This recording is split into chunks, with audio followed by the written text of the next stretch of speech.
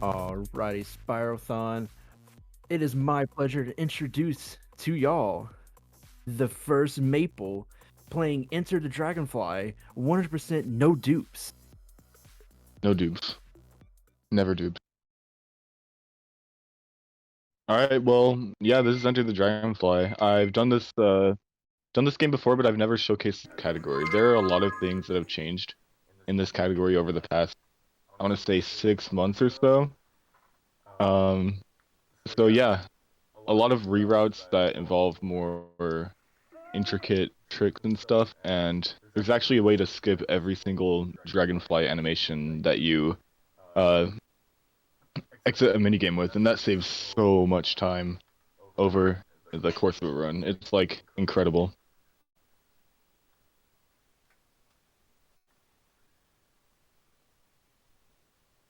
So I guess as a prereq, there's 90 dragonflies in this run. There's 700 gems, and if you're used to any of the other console Spyro games, that might sound like not much, but trust me, 7,000 gems in this game is a lot because there's so many ones and twos and very few fives, tens, and 25s.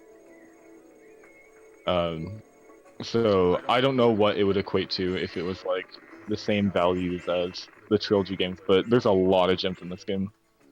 And it's very easy to miss gems in levels because each level has at least 600 gems, at most 900 gems. And when that's mostly ones and twos, you can imagine how difficult that can be to keep track of. Even with like having a route all the way down and everything. So I always try to approach these NPCs with a certain angle because if you don't, you do a slow walk up to them. So every NPC has a different angle you want to walk towards them with. And what I just did there is I skipped a Sparks animate or like a Sparks dialogue while also activating the thing. Thankfully, that gem there is a nice place to look whenever you're trying to activate it because you basically just aim for the gem, but basically if you do like a charge jump type thing and you end the charge jump on a charge, if that makes any sense, it skips any dialogue that's in that area. So we use that quite a bit to skip some dialogue, because if you've played this game before, uh you know there's like quite a bit of dialogue.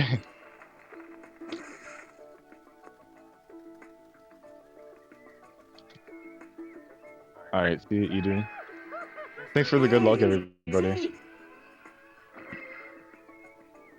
I'm actually going to be doing a safer route in this showcase just because uh, normally you don't have Sparks Finder in this game.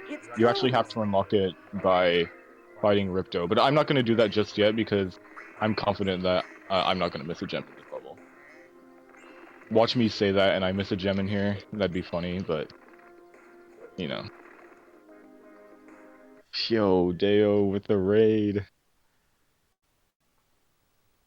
But yeah, here I'm just going into the first level, Dragonfly Dojo. This one has 800 gems, and every level has 10 dragonflies, with 2 minigame areas. And this level actually incorporates a death warp, or this route, rather, for this level. It saves about, I want to say, 15 seconds over the old route because it cuts out a loading screen. So you'll notice that I actually leave some gems and dragonfly behind because we get it at the very end.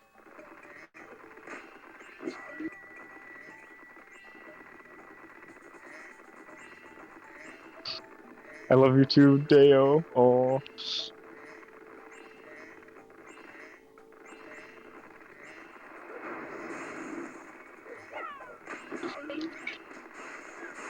If you don't approach that in a certain way, that enemy can actually go in a different spot. So you have to approach him in a very specific way.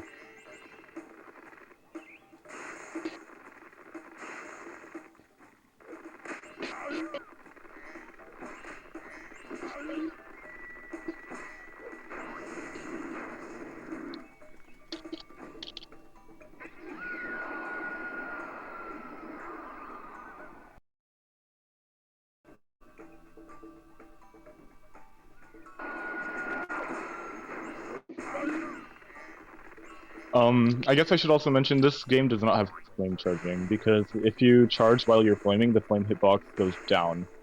But to kind of mitigate that, we do a lot of like mini short glides because gliding is the same speed as charging. So gliding off these ledges can be a nice little time save that will add up a lot over the run.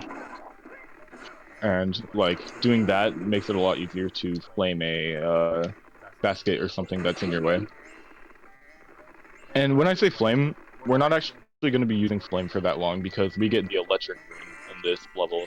And electricity, it has a much bigger hitbox, it's much more consistent, and it's overall just way better than flame.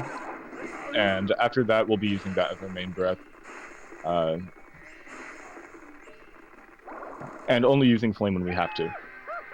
Hey, it's shellac!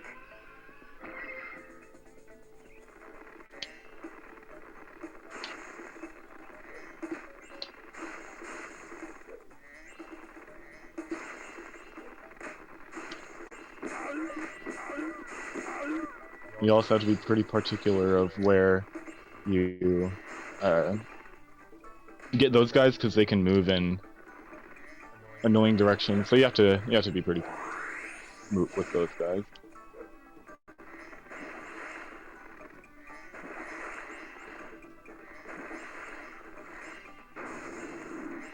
And the hitbox of the actual gems extends a bit higher than the actual texture of them, thankfully. So we can cut some corners like that. Thanks, Ebba.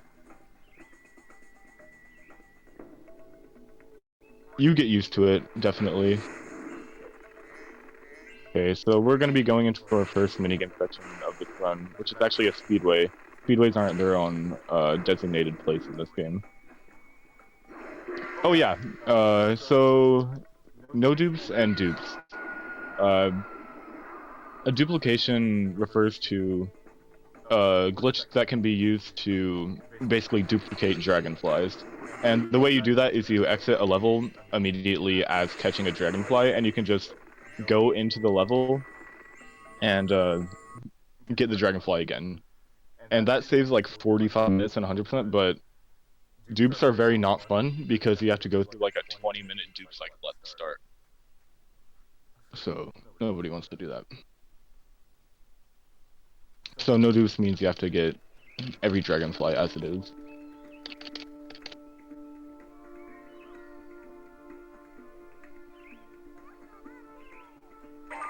The speedways in this game are they're chill, but like I don't know, they can be kind of, like if you compare them to Spyro 2 and 3 speedways, especially, they're very slow paced. You don't do that much in them, but you can still optimize them quite a bit. Good example being Groink. Groink is insane at optimizing these speedways. I just don't understand it. He seems to just cut off a second of what I imagine would be possible in this, from sheer insane movement.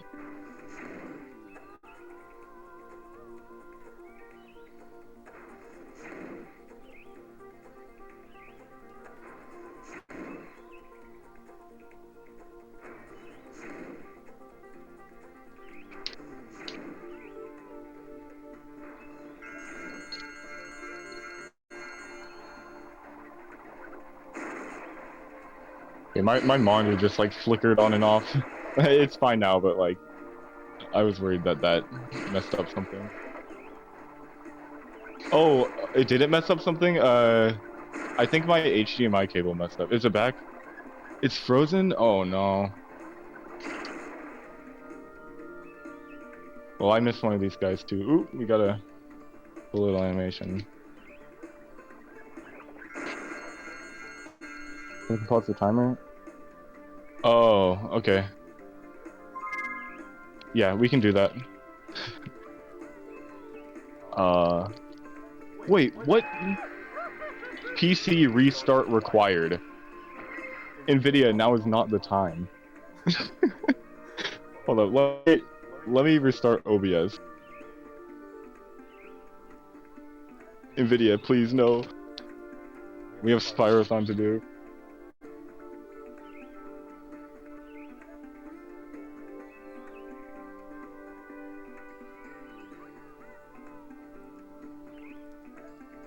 Man, this is unfortunate.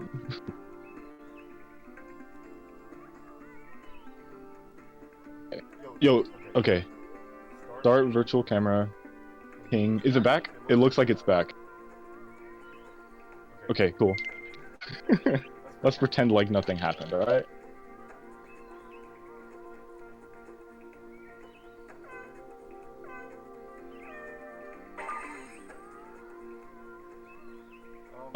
Okay, well, this race, there's nothing much to talk about in this race by itself, but there is a trick that will be very fundamental in this run that will first appear at the end of this race.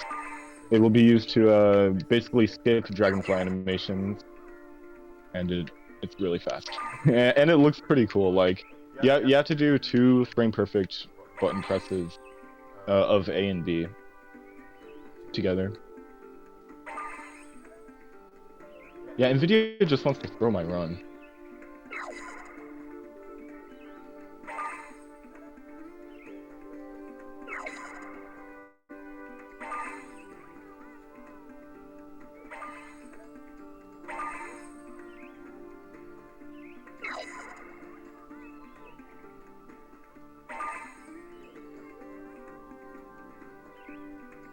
So yeah, it's kind of just like any other speedway. You try to cut corners, but this is probably the most boring speedway race in all of Spyro history.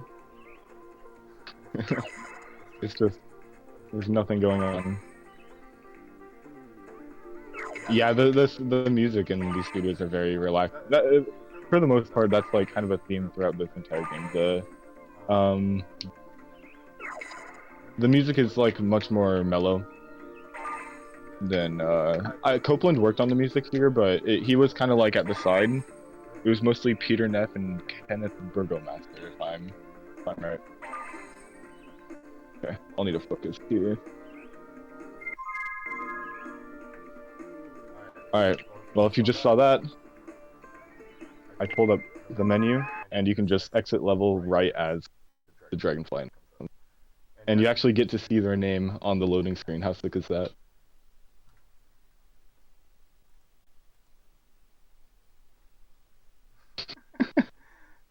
Hell yeah.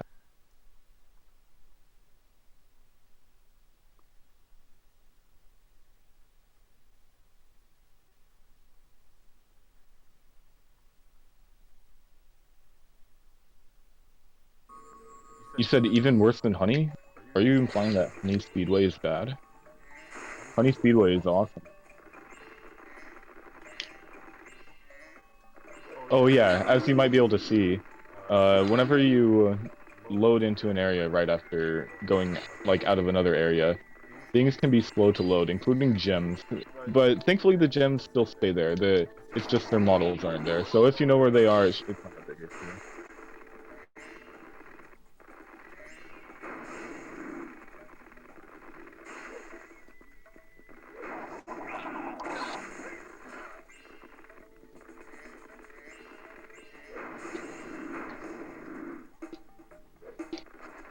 Okay, and here we got money bags, the one and only instance of them in this game.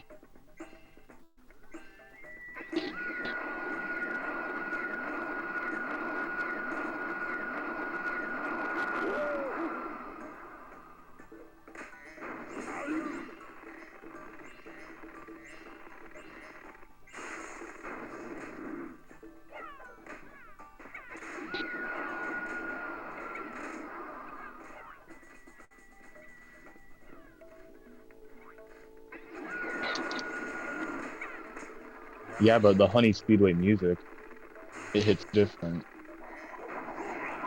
So, the reason I'm bringing those dragons is, it's basically just for a dragonfly at the end of the level. Oh, that's kind of close. You have to catch that dragonfly without hovering, or else it won't work. Quickly, at least. And, you see me doing this, like, charge jump sort of thing? That's to retain momentum. That's the best way to preserve momentum, is doing a charge jump.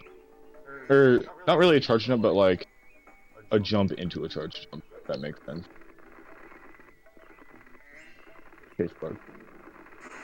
I'm actually gonna get this life because the route I use only leaves me with 1 extra life. So if I die, that's not good. So I'm gonna get a few extra lives. Like if they're in a place that's convenient.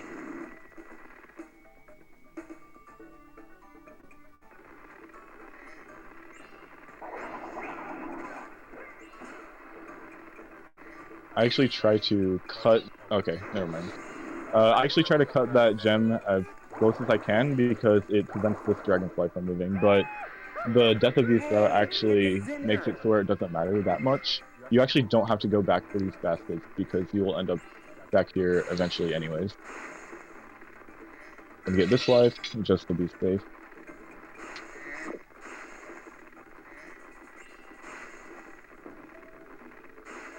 A thing I really like about the movement in this game is it's very snappy. You can just kind of snap your analog stick into a direction and Spyro will move immediately in that direction. I don't know why I tried to flame that. I usually just charge into it. Hey, it's Cloudy.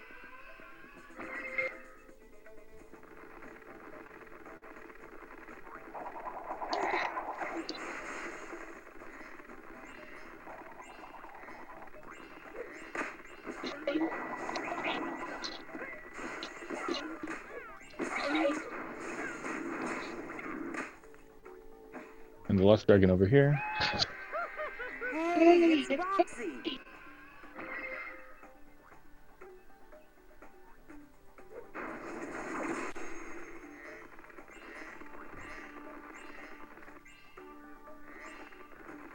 Oh, I guess I didn't explain the sort of double jump thing this game has. It's more of a jump hover, so like you jump, and then you immediately glide and hover. You can sort of get like an extra little jump. It's very useful.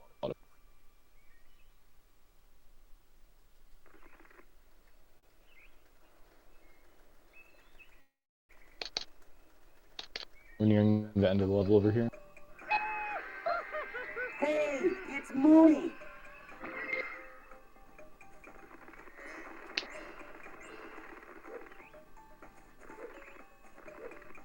Ouch. Get a little walk in air over there. If you bonk over a surface and keep that bonk held, Spyro will take it'll like assume the position of the ground and take the state of which it's at. So like if it's water, he'll get a swim in air. If it's ground, he'll get a walk in air. You can even like die instantly if you do it over lava. Hey, it's Steffi. Yeah, exactly, Evan. Exactly. And I die here to end up back where the minigame is.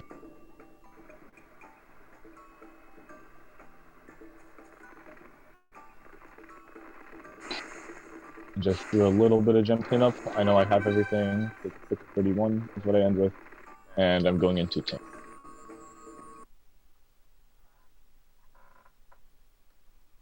I'm actually making sure to move my mouse cursor around a little bit between each loading screen because I don't want it to freeze like it did before.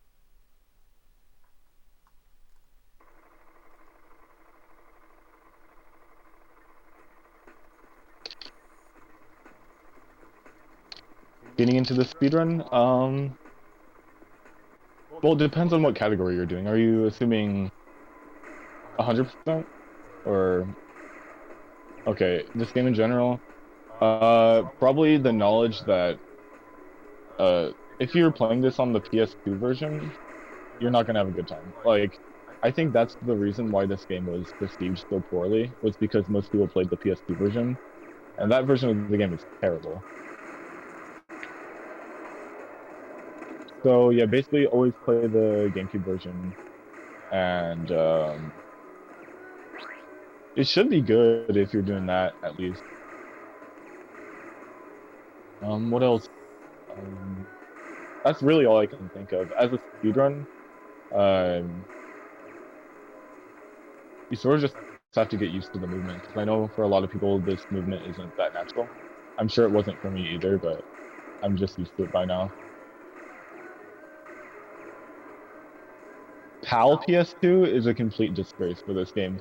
Like, even if you compare NTSC PS2 to PAL PS2, it looks like PAL PS2 is in slow motion, literally.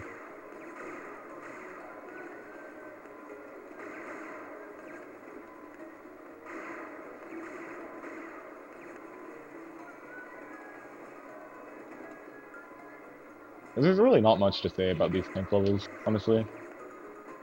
There's 2 of them in the run.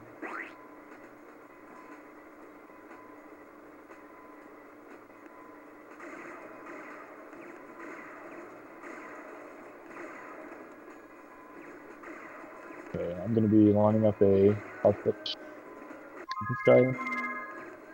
And I'm actually not gonna be exiting the level, I'm gonna be warping out. You have to warp out at a specific time of the Dragonfly's animation, or else you won't get the Dragonfly. You can't be too early or too late. But that pretty much cuts out a loading screen. It's definitely not a very beginner-friendly trick. You have to do 2 frame-perfect inputs to even do the pause glitch. It's not insanely difficult, but it's hard to do consistently, definitely. And there's certain timings you have to do it within. So, Lightning Rune. Lightning's really good, so we're going to be using that. And normally I wouldn't be doing this if I was going for PB attempts or anything, but I'm going to need to get Sparks Binder if I'm going to want to have a consistent chance of this being any good. So I'm going to be fighting Ripta early, so I can unlock the Sparks build. In case I miss any gems, which it's likely in Thieves, and it can happen in any other level. The only other one that's not really to be worried about at all is Jurassic Jungle, because that level has extra gems. It also has the least amount of gems of any level in the game, at 600. But I'm mostly worried about Thieves' Den, which has 700 gems, and only 2 of which are anything else besides the 1 and 2. So there's 2 10s and then all 1s and 2 gems. And it doesn't help that some of the gems have legs and they move. Literally.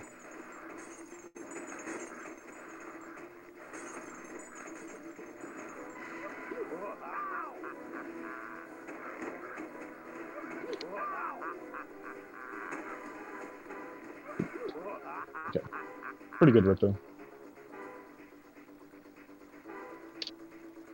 Yeah, there are fake gems in Thieves' Den that you have to kill.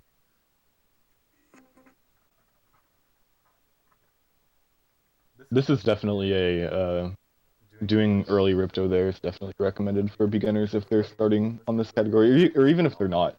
Like, even if you're just getting used to the category, it helps a lot of having consistency.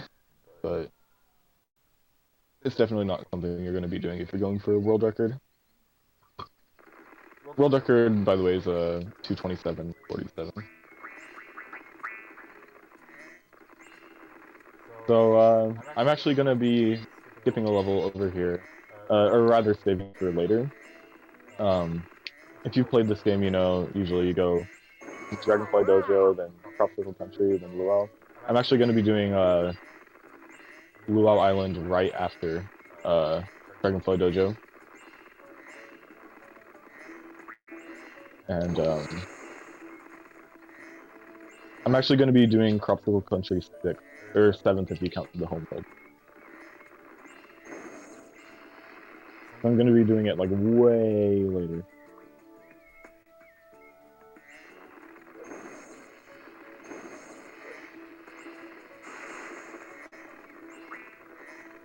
I rerouted this area a little while ago because a while ago it like involved a warp, and I was like, there are like an extra 2 loading screens, I think, and I was like, no way, I can cut this out. And it just requires a pretty tight cycle of grabbing these gems instead of getting a Dragonfly early.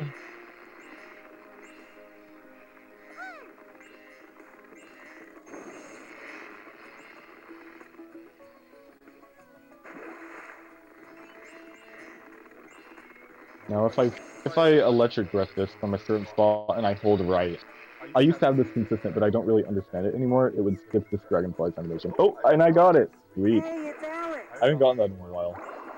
But it's strangely consistent if you know how to do it. It's just very weird and precise, and I don't know why it works, but it does. You have to hold like a dead right without holding anything else.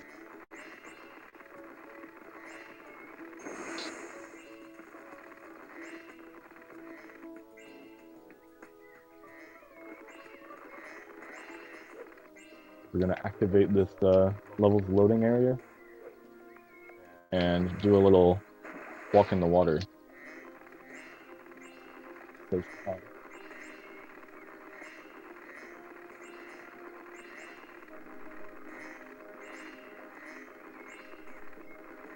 But further on that pause glitch, it's actually been known about for probably around since the game's come out, but we couldn't think of a way to apply it until recently, or I guess we didn't know how it worked until recently. Recently being about like February or so.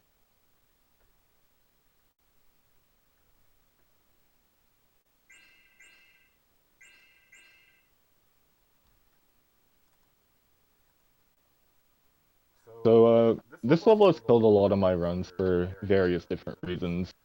One being it's pretty easy to miss gems in this level, and two, there's a mini game at the very end of it that is literally Simon, and I don't have the best brain in the world, so it's kind of hard for me to memorize them, or like they're random every time, so like you have to pay so much attention. So I literally have a notebook in front of me, and I'm gonna write down the pattern.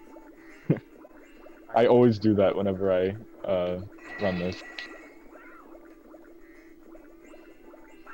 So with these guys in the water, you have to hit them at a certain part of their hitbox to grab their gem under the water. It doesn't automatically help. You have to actually grab it. It's at the bottom left for most of them.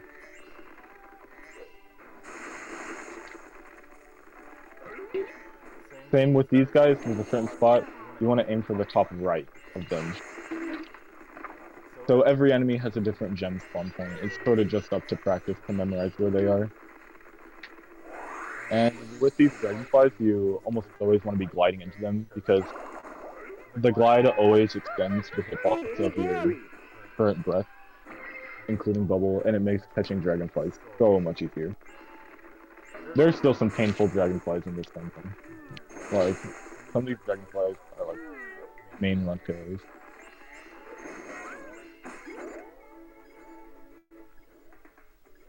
Just because how tough they are to catch. Ones that stick out to me are Jordan, and there's one at the start of Monkey Monastery, Foamy, and there's a few others. Slow movement, obviously. Gonna try to hit this guy down there. Usually if you don't hit that guy, you have to like do some very awkward movement to actually get his gem. But you can actually just hit him early like that if you dive early enough.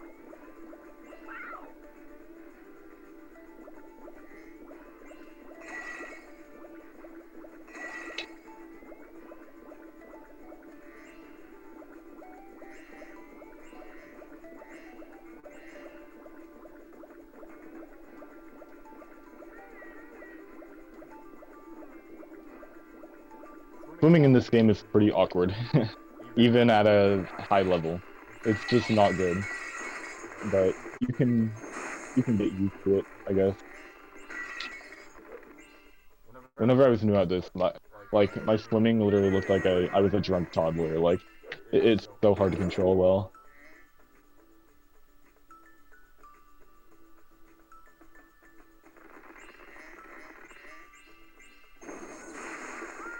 There's a very risky route in this area that can save about 30-35 seconds. It involves getting like a swim in air that's literally RNG. And, you know, I don't really want to deal with that, so I'm not gonna go. I didn't go for it in record either, so I guess you can call this game unoptimized. Yeah.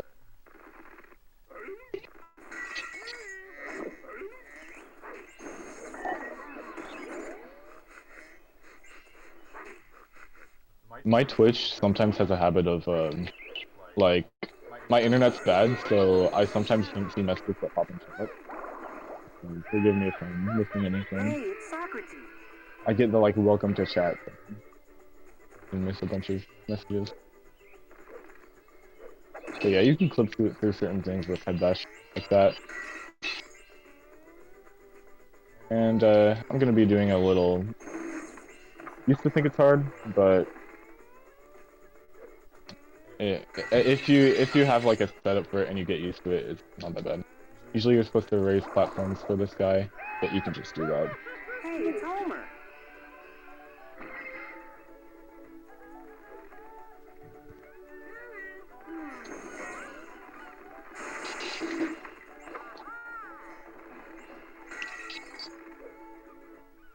Oh, you want to get that gem whenever you do that, but fine. Back.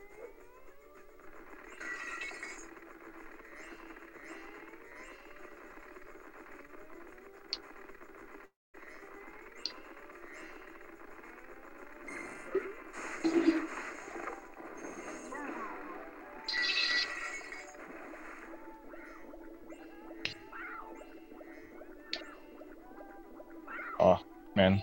You want to be able to get those size gems in the air, but it's pretty hard to do while also trying to get the gems that are in the water.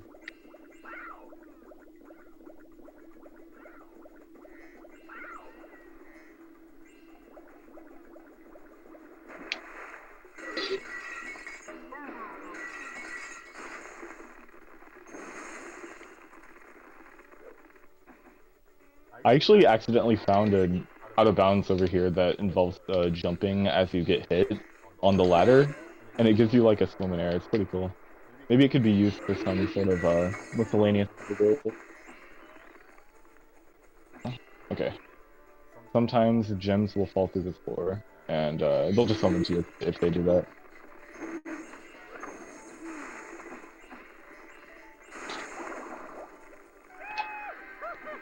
Hey.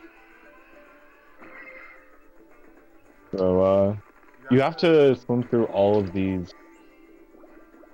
weird. What even are these? Like arches? To spawn a gem over here. That was so confusing to me casually, but now we're going into the Mannery challenge. We all know Hunter loves Manneries.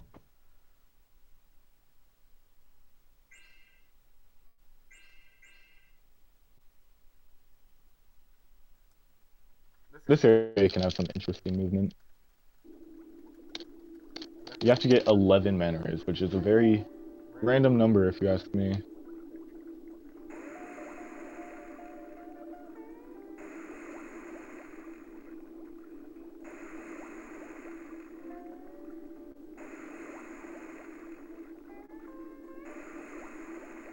And you can only fire your net ever so often. It has like a super long cooldown, so I'm just mashing Y to get it on the earliest time I can. After I get this guy, I'll go ahead and line myself up with this guy. Not give up. Pause switch. And make sure to leave at time. Because or else we won't get the Dragonfly.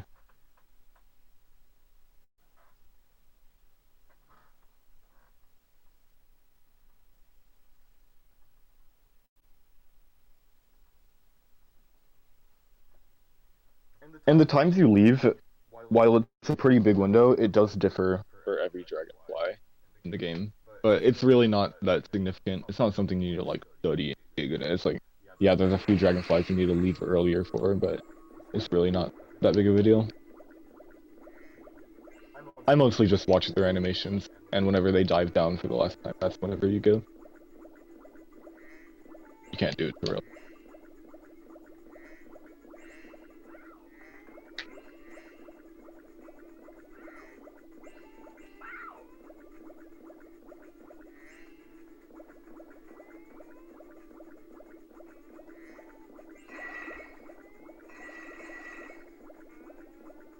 Guy looks like he's gonna shoot me. Okay, now we go. Oh, I should also explain that Sparks in this game works a bit differently. If you take damage, usually it doesn't affect the range of Sparks, but it significantly affects it in this game. So if you get hit once, you're blue, your range is shortened. If you get hit twice, you're green. Your range is basically non-existent than your Spark is. So it's an extra incentive to never get hit because your range will be impacted severely. And Sparks isn't that he doesn't have that huge of a range anyways in this game. It's like Spyro 1 Sparks range or so, give or take. I don't know if I mash a certain way on this guy. I can skip him, yes. That's definitely something you want to see. Okay, whatever, I'll do it. Oh! That's not something you want to see. Whatever, I just have to go back up there. I bubbled a bit too early. It's all my fault. Yeah, it's completely my fault.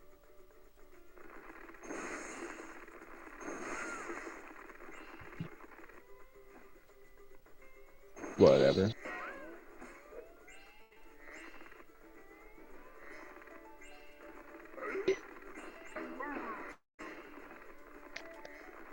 An instance where you have to use flame to light this thing to open this. Yeah, dupes make a huge difference for this category, definitely. Hey, it's Play-Doh. They were discovered by me and Joe. Well, at least the infinite dupes were in February 2021. But there were some dupes that weren't infinite that were found much earlier by, I assume, Wally. He was sort of the pioneer of this game.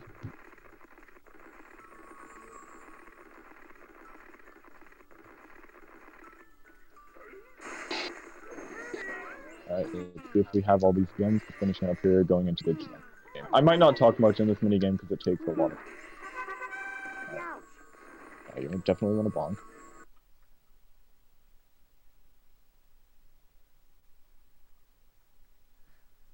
I'm not going to write down for the first round, but I'm definitely going to have to do it.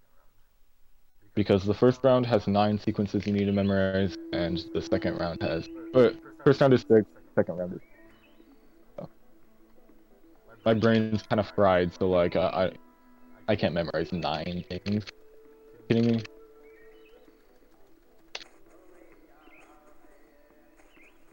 It was in Cloud 9 and Honey Marsh.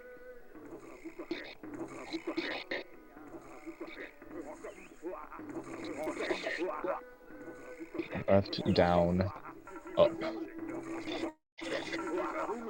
Oh, and sometimes your inputs get dropped here. So, sometimes you can just fail it. Left, down, up, up.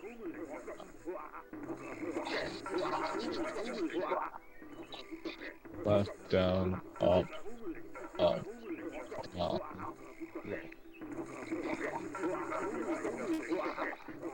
Okay, so that round's easy. I'm gonna be pulling out the notebook thread. Hey, it's Jerome.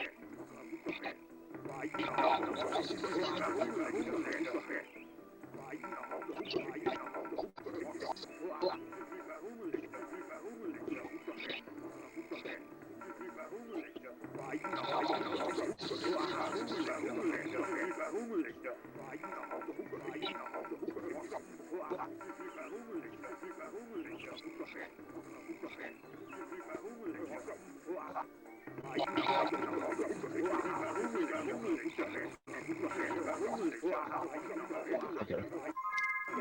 That's it. And we're going to be warping out of here too. And then we're going to be going to Cloud.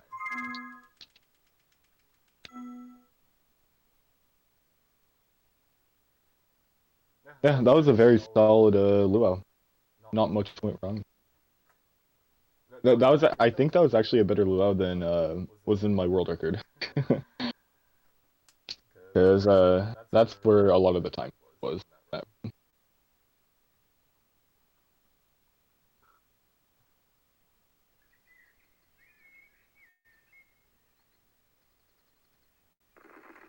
Okay, we're heading in Wing Shield, which has exactly one use in this speedrun.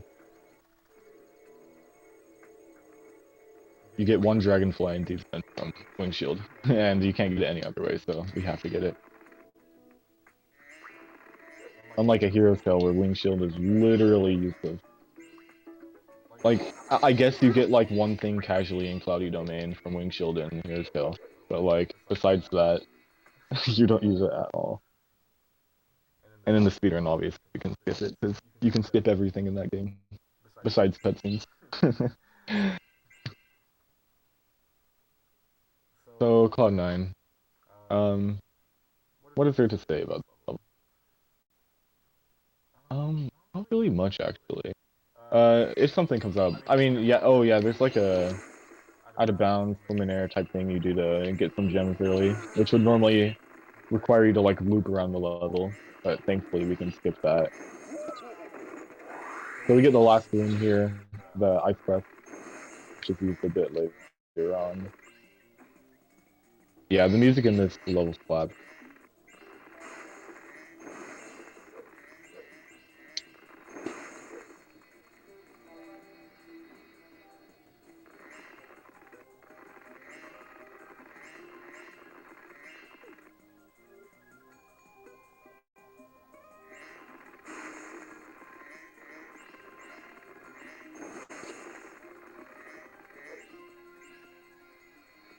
So with these things, you can actually, some of them you can get them all in one breath. Some of them it's a bit harder to do. Because the electric breath is busted, and it's so good. If this game didn't have electric breath, the speedrun would be so much worse. Because flame breath is like bad and inconsistent, but electric breath is like really, really good.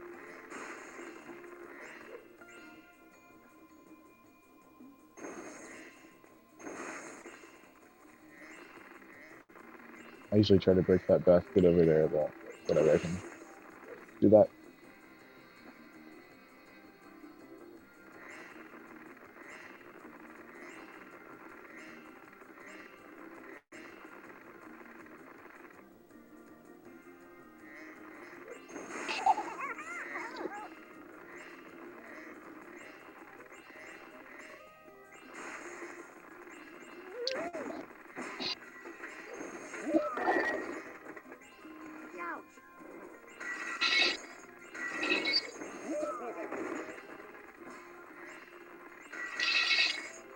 There's a center area in this level where the route is actually like quite confusing. It hurt my brain so much to learn it. Probably took me like an hour to learn this center area. So, this works the same way as the swim in air, or the walk in air we used in Dragonfly Dojo work. You just have to hold the charge, you'll get it from there. It's pretty easy to do. I'm sure anybody can try it and you'll get it.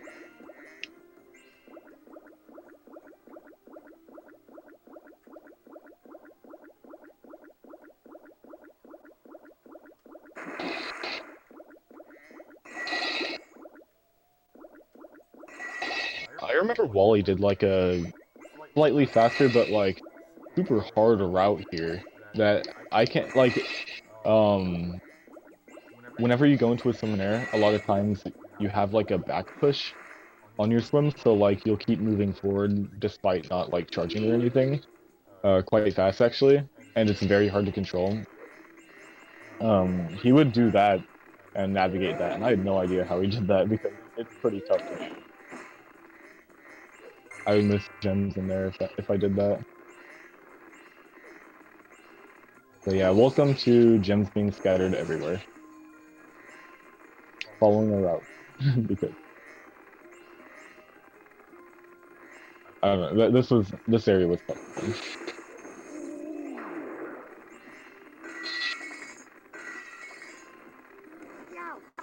Oh, and I should also mention that these pillars, the hitboxes of them are way bigger than the actual like physical appearance of them is. So you have to be like careful not to bonk on them. So you have to like cut around them super far away.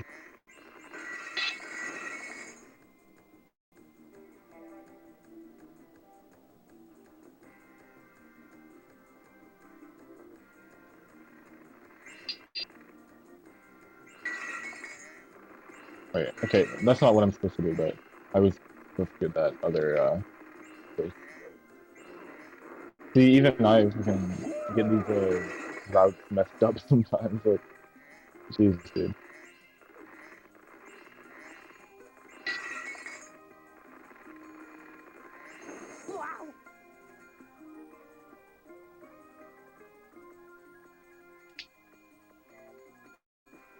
Handing him the wand so we can enable this whirlwind, or as he calls it, a swirly.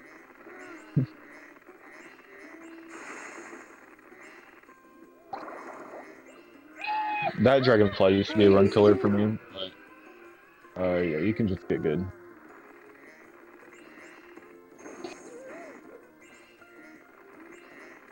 That honestly, in NER, that dragonfly is a bit more annoying because you have to approach him from another side, but it has a pretty consistent backup if you need to use that.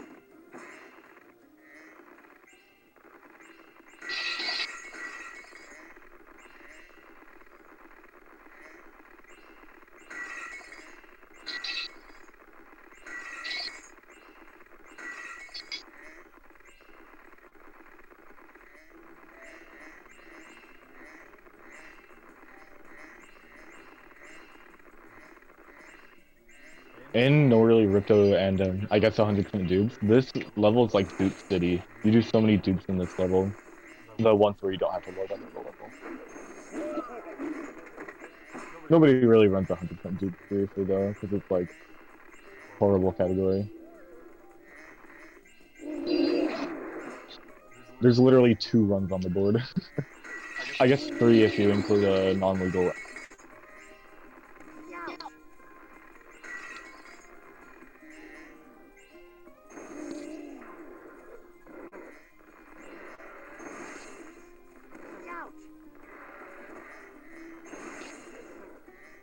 So yeah, these hitbox. I'm not even gonna charge here because the hitboxes of these places are way too bonkable, and I'll likely just like bonk a million if I try to charge it in. Nice. I usually don't hit a very good cycle there. Maybe I hit a bad cycle. It's just on cycle for it. But even then, I'll take that. You know. Okay, that was not a good idea. Whatever. I'm good on lives. I don't need any more lives.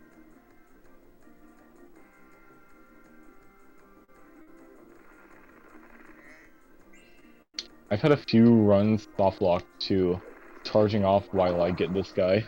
So you have to be kind of careful not to like try to cut it super clean on that guy. You might soft lock. Because if you die while catching a dragonfly, it sends you back to a Zoe, but it keeps your camera locked as if you were still catching a dragonfly. And that limits your movement to a very small space. Of course, I didn't have bubble out. Hey, it's Ice Boy.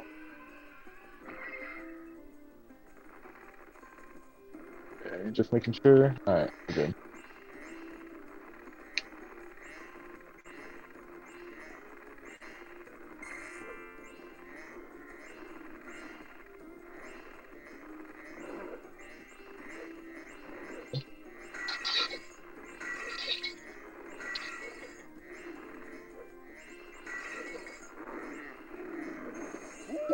Over here, we basically have to just shoot a bunch of clouds down. And we can actually skip this Dragonfly's animation if we exit it at the right time.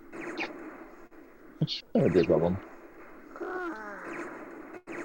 For some reason, Joe actually opts to not in there, which will always confuse me. He says it's easier, but I strongly disagree. Yeah, you can kind of just jump out of there if we use Y. But sadly, that means we can't use our breath because this is still. But if we just charge around there, it's not a big deal.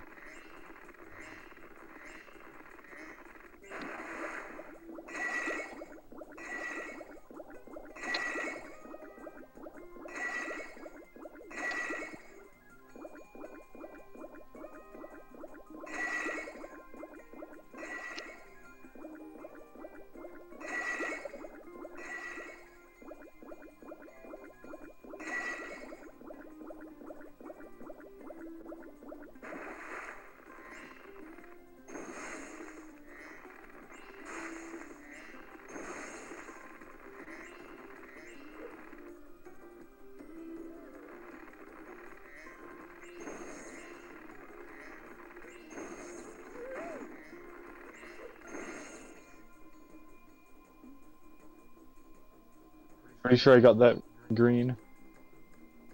Yeah, I got the. Right here making green.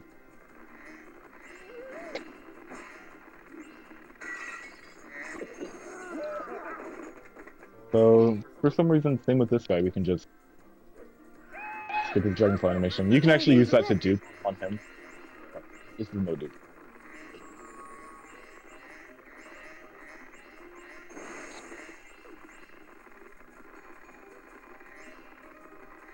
Okay, now we're going into Puppy Palace, which used to be one of the slowest minigames, now it's one of the fastest.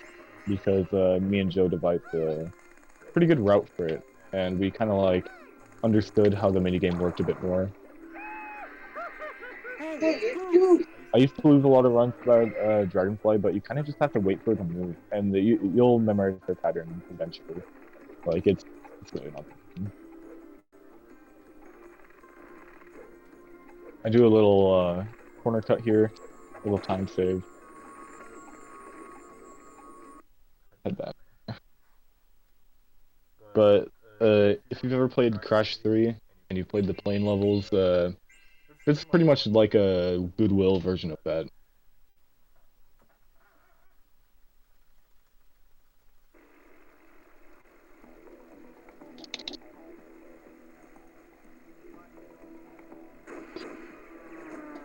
So you actually only have to hit them once, but I hit them twice just to be careful. And I had to be really careful not to get hit by the bullets or the bed flying, because I've gotten killed many times by these. But these ships actually have quite a long cooldown, which is what we didn't realize at first. Which is what made it this fast. So just going around in a circle, hitting them once, is definitely the fastest way to do it.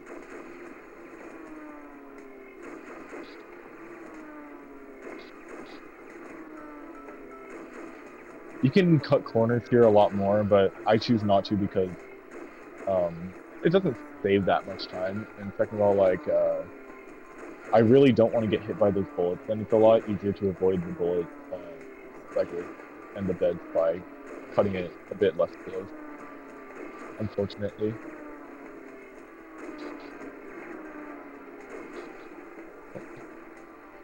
One hit, that's fine. Okay, 2, 3.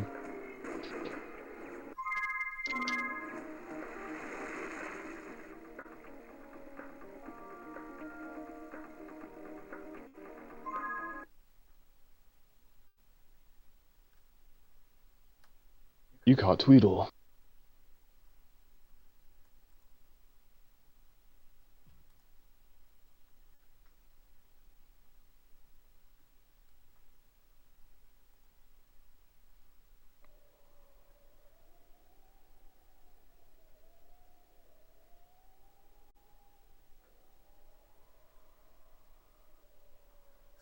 So this like little split, like before you go into Rainbow, can actually have some RNG. But it looks like we got good RNG because sometimes it can load Hey, very it's Mark. slowly, and you'll have to like bubble that guy a few times, losing like 10 to 15 seconds. But thankfully it was good that time. Now the moment of truth. After this, did we get all this?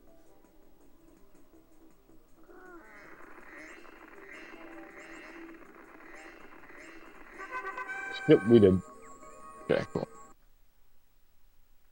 Now we got our second speedway. This one's definitely more interesting than the first one, in my opinion. Um, but some of the sections can be very hard to control because, if I recall correctly, this is the laggiest spot in the entire. Obviously, it's much worse than PS2. Uh, yeah, this place has like a lot of lag if you get to the Rainbow Road sort of area with a lot of clouds in it.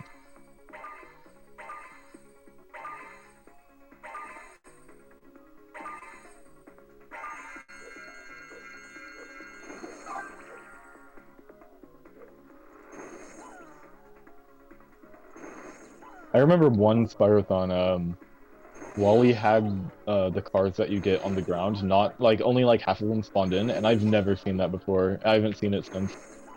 But that was actually the run I learned this game off of. I was like, what?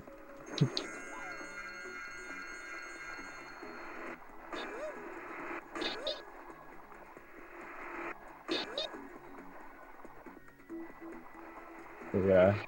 There's a lot of input delay here because of the lag.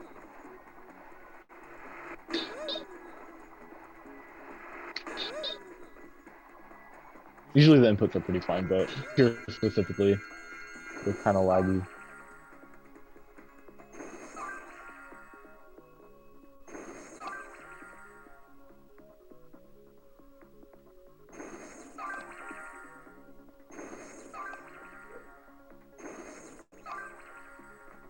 Oh, what? Oh, I fell for a second. I think I hit B on accident.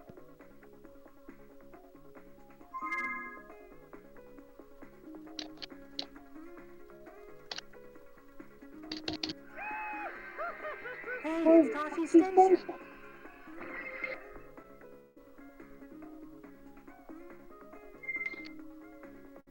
So here we have the most boring and the longest race.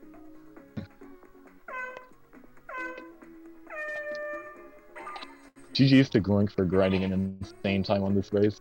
I would have never done it. Yeah, Tashi Station is definitely up there. It has a very good name. It's hard for me to pick, you know, I love them all. They're like my children, my 90 children.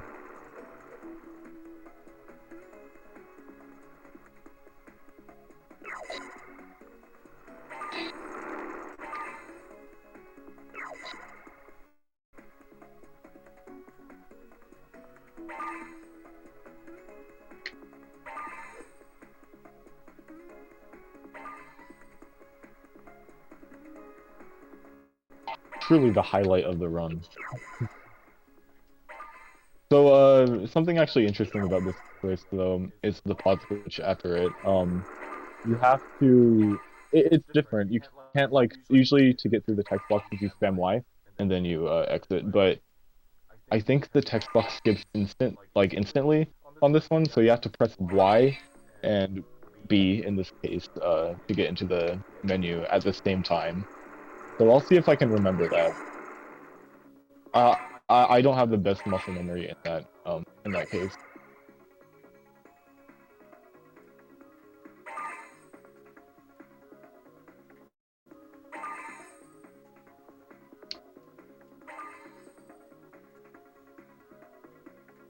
This one usually takes about 2.5 minutes. 2:32 is usually what I see, give or take. 2:31 is like really good, and 2:30 or either 2:30 or 2:29 is IL record. But 2:32, 2:33, 2:34, what you'll usually see. Maybe a 2:31. I think quickly.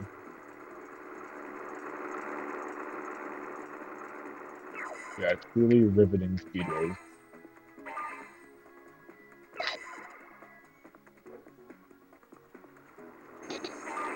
Oh, maybe they are actually kind of cool. I've just seen them so many times and just bored of them.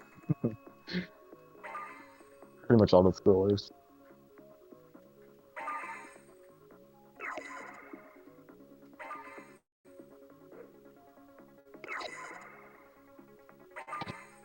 P33, yeah, pretty normal. Okay, and then press no, and line the other. Should be right. Now, if I see the dragonfly, we did it right. Okay, yeah, we're good.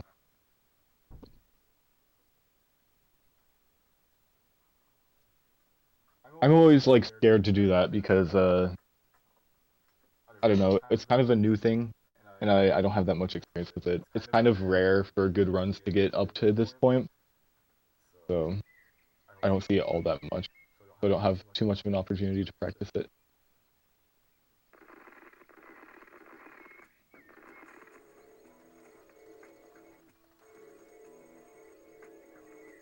Okay, that's the final ability we'll get. We're going into a level that actually will showcase a tech that we haven't seen before yet, called a Zoe skip. Basically used to like set your spawn point where it needs to be. Like you can pass the Zoe checkpoint without getting zapped. I'm not okay. There's a certain spot you can aim for that, and that gate you can just like flip through. But it only activates if you have a certain amount of percentage. I don't know why. Okay, I can just sort of jump through that. Preemptively get this Dragonfly to doing a cycle a lot easier.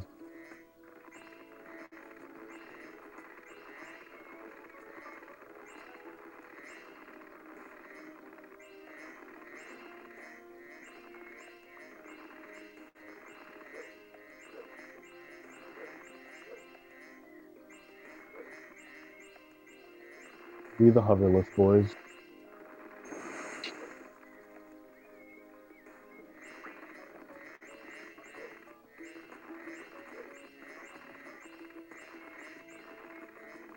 I don't want to miss a gem on the right there because I know I'll forget about it later. But I usually keep the gems on the left there because we run out there. The way I would always remind myself of not getting those would be keep right instead of the new dragon. Hey, it's Sandra.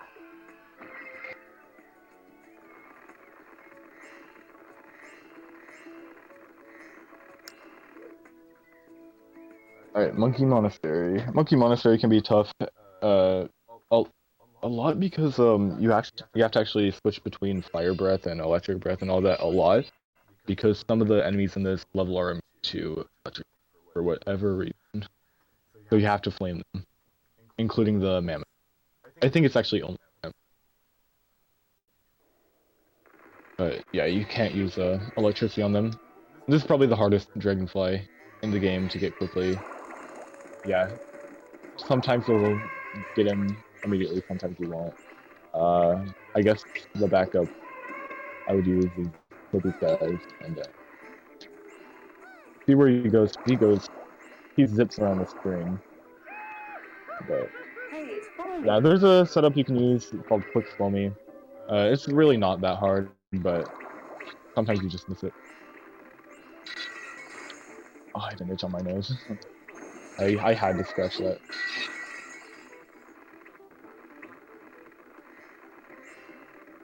Missing Foamy kind of makes the route for these gems a little bit weird. Yeah, see, like I missed one over there. Get it, get it. There's actually 2 baskets in that place, interestingly enough. Yeah, lag clip.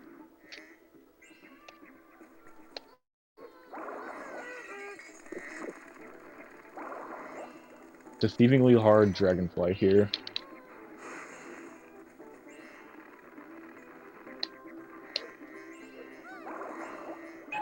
That's fine. Hey, it's Damsel. Now, if you've played this game before, you'll know there's a slide minigame up there. And we're not actually going to be doing that right away in this route. We're going to be saving it for later because we can cut out a loading. That's where the Zoe skip comes in. If we miss it, we actually lose like a minute, but I'm going to go for it anyways. Hey, it's Shadow. Because why not?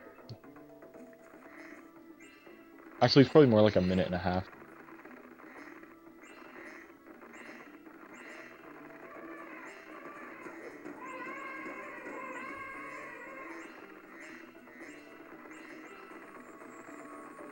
No, more like a minute.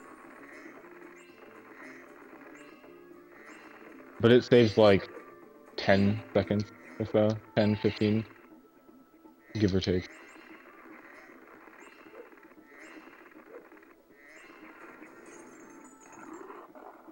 If we're lucky, we can meet one of these guys on the cycle. I probably could have gotten him, but I don't want to risk dying. Really not worth it. You can skip breaking that ice wall, but it's really just an inconvenience.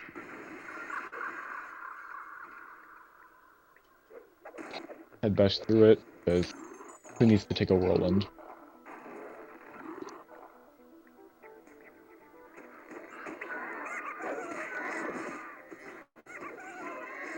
I thought for some reason I didn't have flame out there. But thankfully I did. Now I'm actually gonna freeze this guy to prevent him from talking to me. I'm gonna be doing that a few times in this level actually, because these monkeys love to talk to you. But if you freeze them, they can't. You actually have to pull back a little bit going out of those whirlwinds, or else your speed will be capped to like a super slow flight speed. So just pull back a little bit.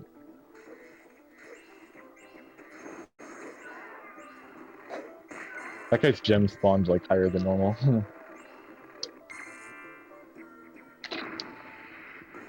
Oh, I actually got him. It looked like I wasn't gonna get him. I threw so many good runs to not remembering to break that ice Hey, wall. it's Gaku. Sadly, it's like the most heartbreaking choke to do because it's like so easy to avoid and so stupid.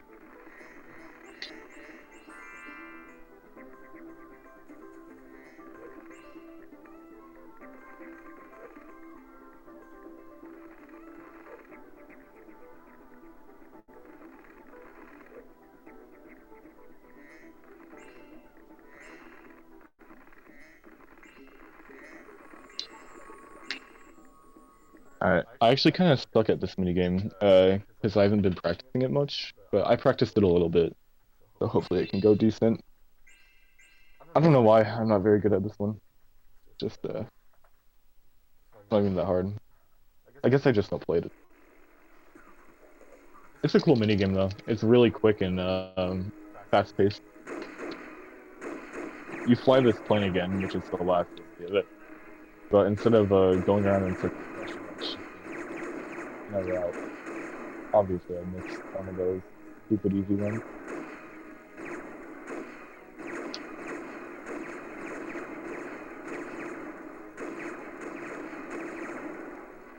You can actually get an extra gem or two. Yeah, you can get like extra gems in this level if you are very lucky. That actually saved one of my PBs. Interestingly enough, because it's so rare to happen, you need to kill one of the tiny Ripcocks on the floor, and one of their gems has to fall through the floor, which is completely random. And it just so happened to save that run because I ended up missing a 2-gem. The gods bestowed a good one upon me that day. It was either my 231, or it actually could be my current world record. Who knows? I don't remember.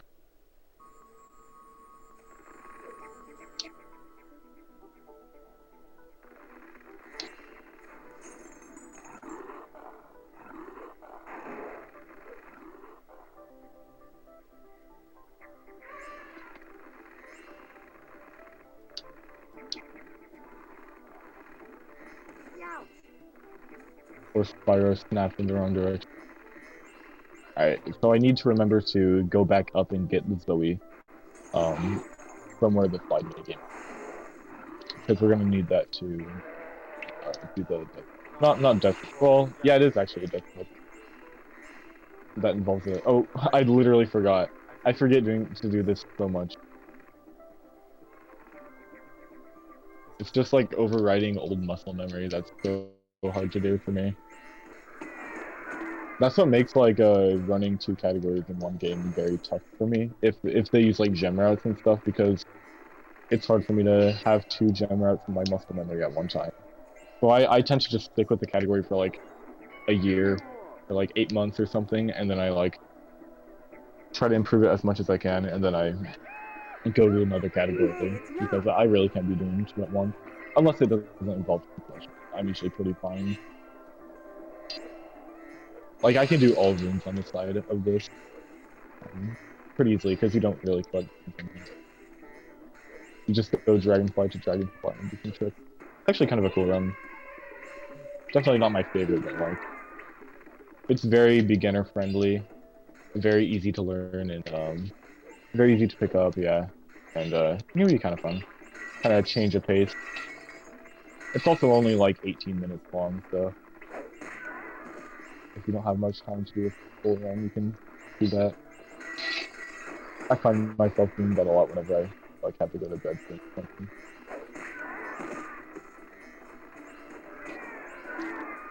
So we're jumping to get these guys with gems in the air quicker. So we don't have to wait for them to drop down. Blah blah blah.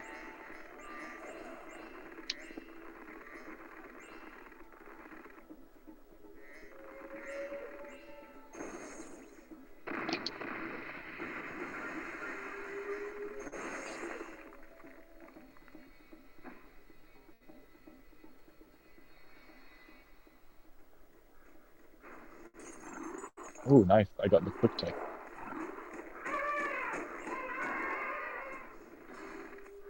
Oh, okay. Fair enough.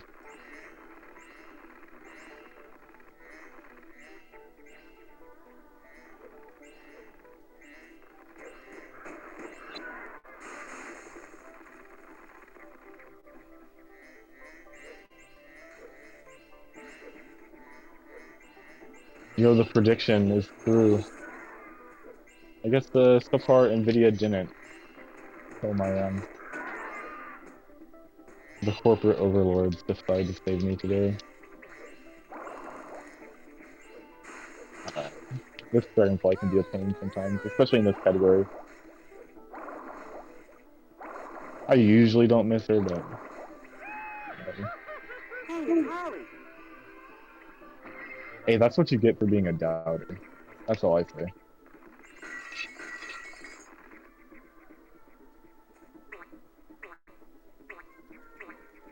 Alright, yeah, you can't skip that with Y. Forgot. Skip them with A.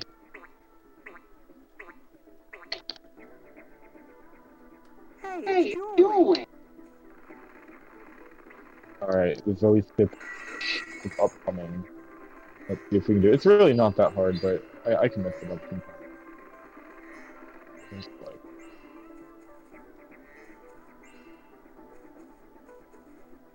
Come on, Zoe. Okay. No! Damn it, Zoe. Losing me a minute.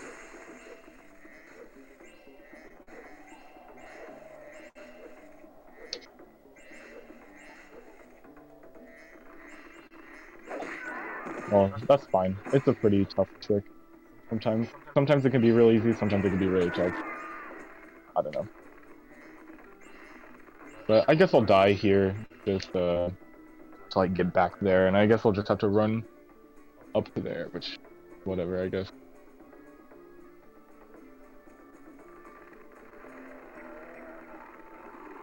God.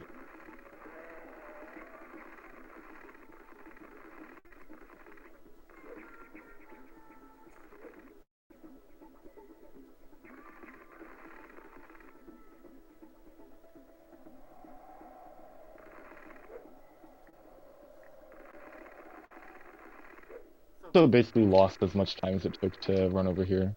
It's actually not that. for a trade-off of saving 10 seconds if it works, which it usually does, I'd say it's pretty worth it. Okay, let's see if we have all the gems. We do. Awesome.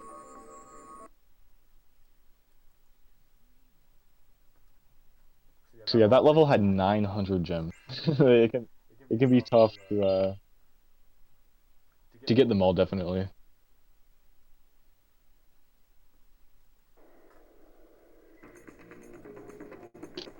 So here we just have the ice slide. You kind of just do the same two things to get through it. But if you hit those ice blocks, you're dead. Like they're placed right in front of the bottomless pits, and there's no way to recover if you get hit by them. So if they're like right in front of me and I can't avoid them, I can actually pause to make. They actually move while you're in the pause menu. So if they're right in front of me, I can just pause and they'll move out of my way. Thankfully.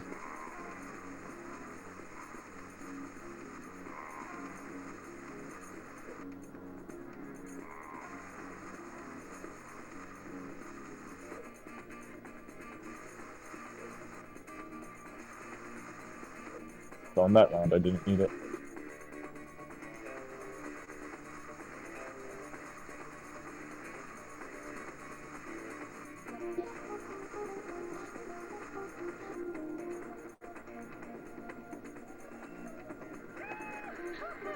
Hey, it's cute. So after this next Dragonfly, we'll officially be halfway done in terms of Dragonflies. We'll have 45 out of 90. And this is about the halfway point, definitely.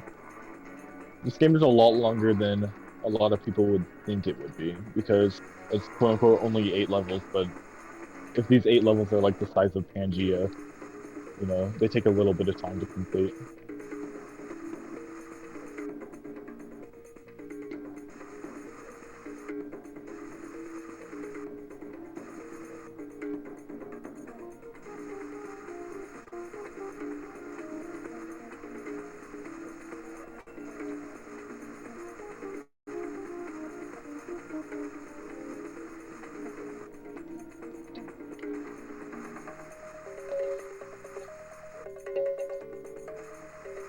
My eyes are really sore, so I'm blinking a lot. I hope I don't mess anything up because I'm blinking every half second.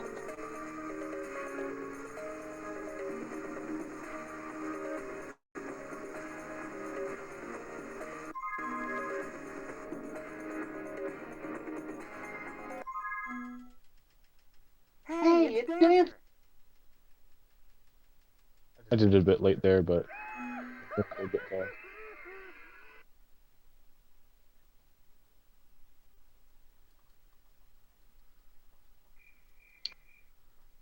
You actually get a cutscene over there, and thankfully that cutscene actually warps you back to Dragon Realms, so it's pretty convenient routing for the No Really Ripto category. Since you don't have to actually warp, you just exit level, it's a bit faster. Because normally when you exit level, it puts you right back outside of the level you're in. So it definitely helps out. So now we're on to Honey Marsh. Definitely one of my favorite levels. It's probably the best designed level in this entire game. In terms of like gem placement and everything. Super fun. And I'd say most Enter the Dragonfly runners would agree with that. At least ones that I remember I hated Honey Marsh whenever I was new because I was bad. But I was just mad because bad.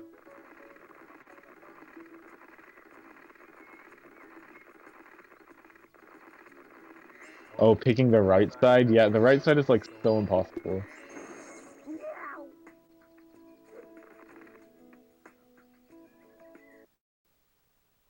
Honey Marsh time, baby.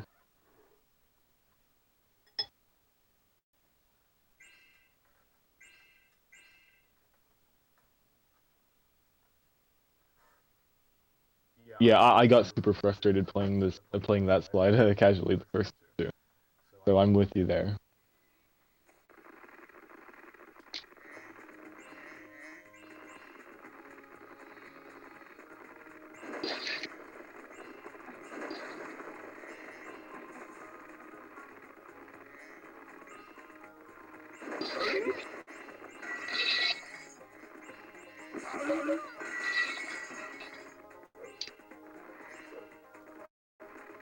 This level also probably has the most fast-paced movement, which definitely makes it a lot of fun.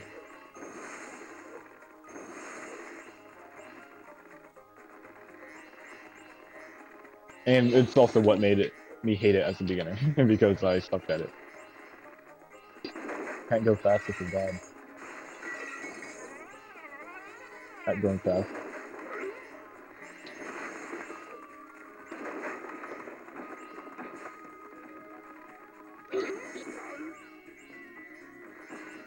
So the reason I'm going up here and destroying these two bases first is because there's a chance of one of these gems actually, like one of the gems that are supposed to be over here being inside that base, like this one over here, usually inside that base, and it only spawns once you've broken it.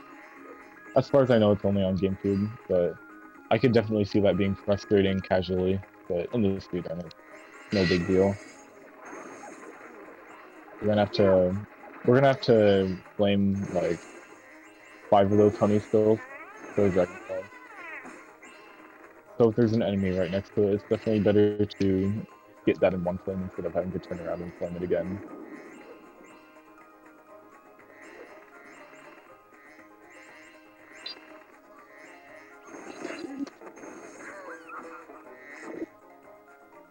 Okay. I was actually kind of scared there, because if you get a butterfly while killing that thief, it can actually like lock you out of the Dragonfly.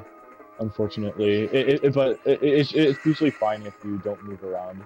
But like if you move around while you're getting a butterfly and you have that, it can like confuse the game, and you just won't get the Dragonfly, and you never will.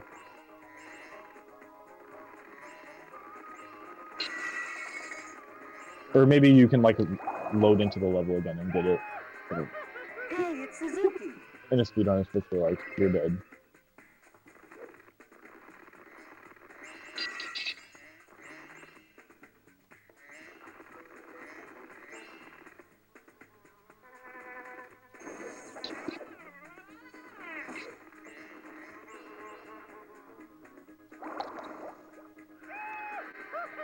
Hey, Dragonfly number 50.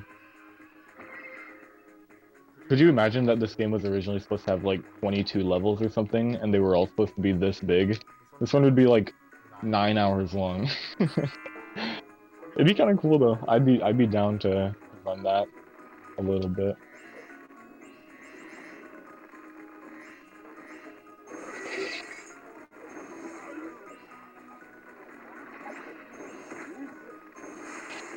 Like even with only 8 levels, it's almost as long as 117%.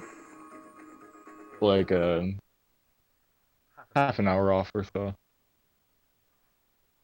25 minutes.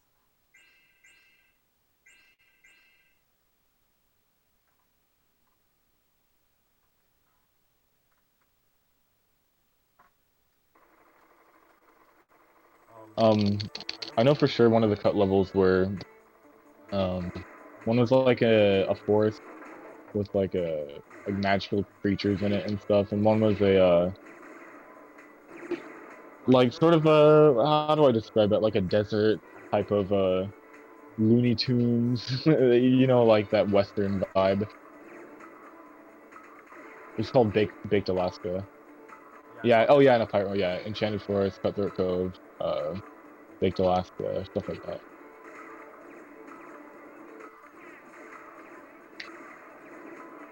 You know, you know.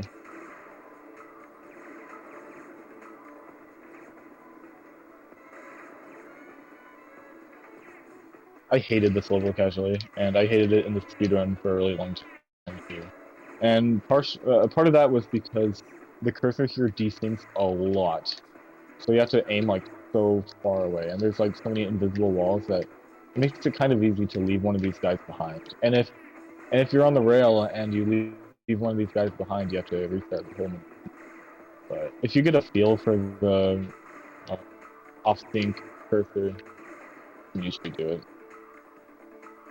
But you see how like far right I have to fire to even hit those guys? Ridiculous. But like it's inconsistent. Sometimes it's good. Like right here it's fine. So it really makes you.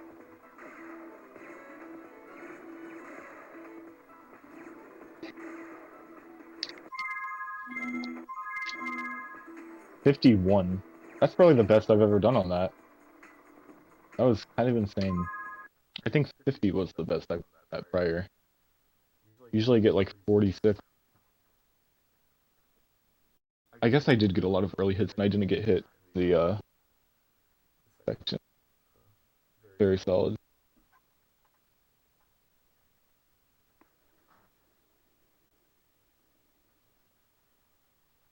That was the last of the tank minigames though.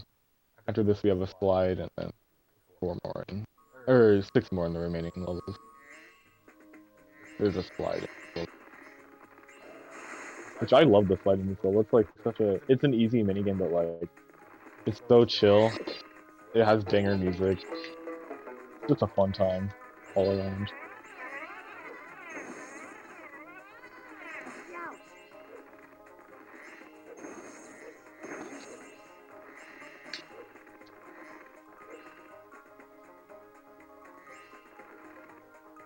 Why they put a gem there, I'll never understand.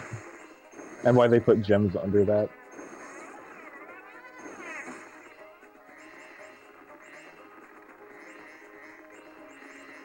You actually don't have to go up to those gems if you're moving the honey things, because they'll fall into the damage plane. And if gems fall into a damage or a death plane, you'll immediately just pick them up. So we can cut a little bit of a corner by doing that.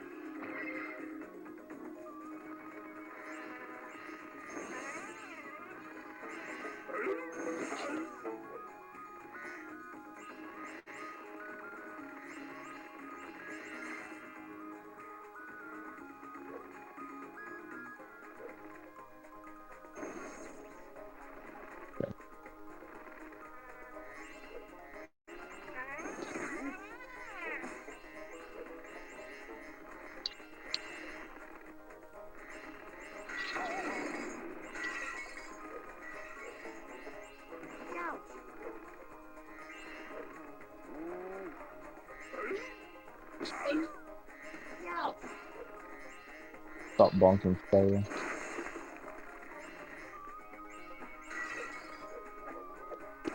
Oh, I missed it by a mile. Normally you're supposed to head dash on that. Hey, it's Gory!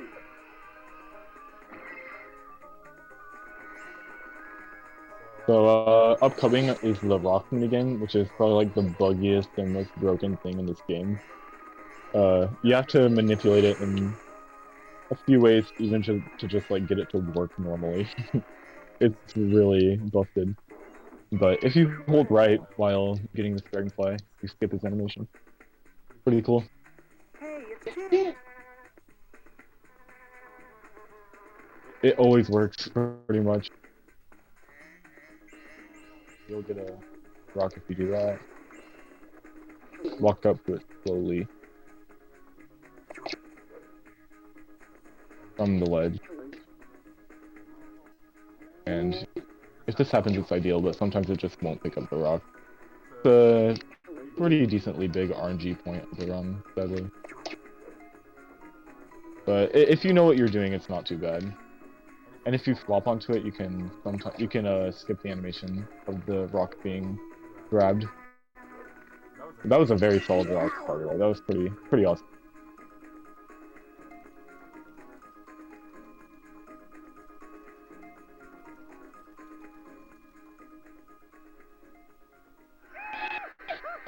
Hey, it's Lily!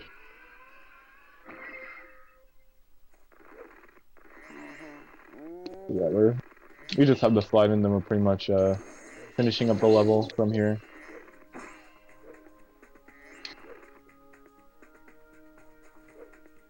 Little plane where you don't get damaged from the honey over there. Take advantage of that. Now you can actually skip this Dragonfly's animation, but in my experience it's pretty risky because a lot of times you'll fall into the honey whenever you do it. And you really don't want to take damage in this section of the level because there's a lot of gems squeezed very close together. Also, I almost went through that portal. That was scary. I've never done that before, thankfully. I noticed that getting okay, you don't want to do that, but I noticed that getting those gems early actually saves like 12 seconds. It's actually like pretty big.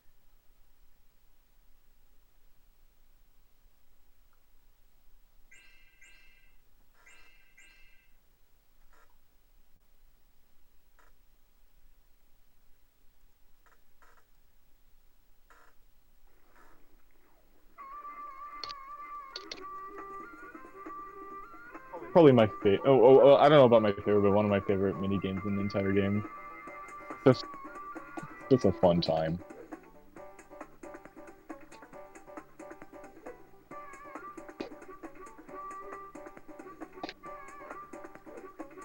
And the music slaps.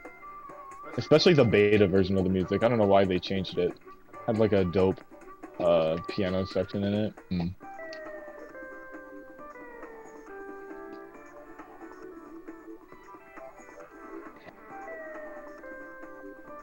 You have to jump very early on one of those logs back there, or else it'll like warp you down. That being there is actually one of the things that made me look up speedruns for this game. I'm like, how do you avoid that? So we can blame that stupid developer mistake for making me want to speedrun.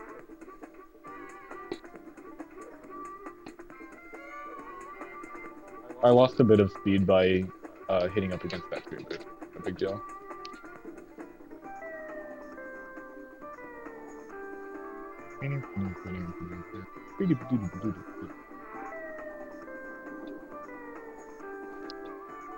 And for some reason, going up slopes makes you go faster in these slides. I have no idea why, but it does.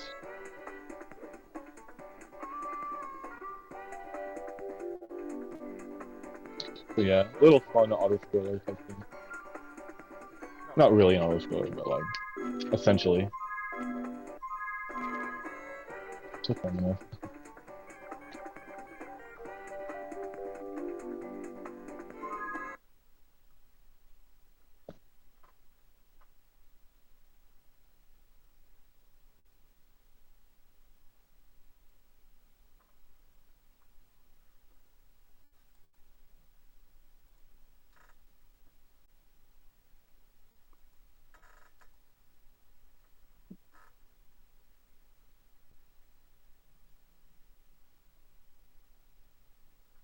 And we have like a tiny bit of this level left. Dude. These gems, like, in the hallway, they have like some of the most awkward movement of any of the gems in the game though. It's like, they're sort of just like in this hall, scattered. But I usually just run through it, try to get as many as I can, and then just run back. That's sort of my strategy. Oh, I missed a gem. Isn't that awesome? Okay, let's find this gem. Go that way. We got sparks fine for a reason, so it's all good.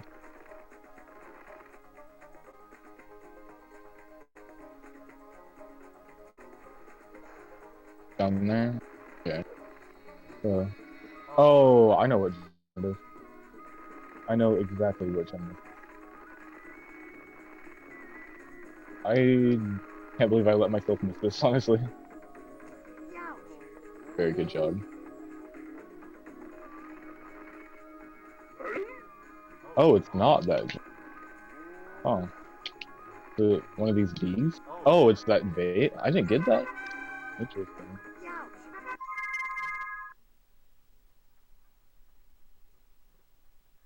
I took a lot of damage there, but it's not a big deal. There's like fodder in the home world.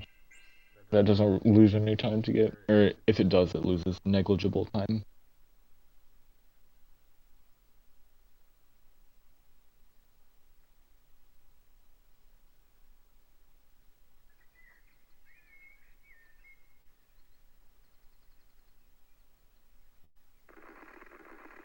Alright, now we're going into the second level of the run, aka the sixth level of the run. Okay, you can see how terrible Green Sparks is. You're right next to a gem, he does not pick it up. He just refuses. Hey, it's Kanuchi! Okay, now I can officially say that we're in the late game. I'd bet to say. I consider this and the last 2 levels late game.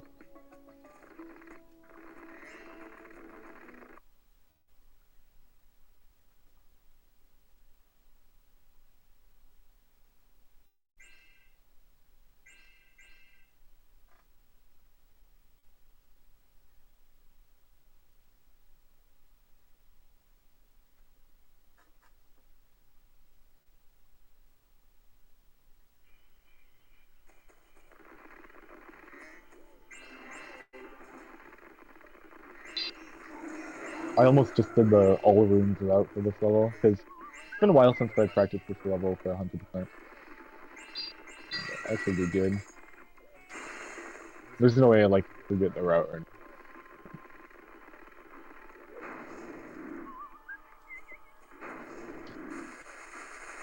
another example of a lag clip there, and then a very loud noise. The loudest noise you've ever heard. And this guy's text likes to skip very slowly, and that guy likes to hit you. You have to like match this guy's text technique. And even then, sometimes it's slow. Hey, it's Fiona. I like basically trill between A and Y whenever I skip that guy's text. But it only really seems to work if I do it with one hand, so I don't know.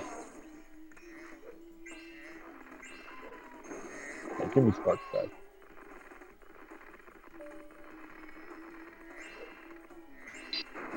It really is kind of. Oh, I'm not supposed to do this yet. I'm doing the all rooms route. Okay. I deserve it because I jinxed myself. I said there's no way I forget the route. Blah blah blah. But look at me. I knew there was something I was doing wrong.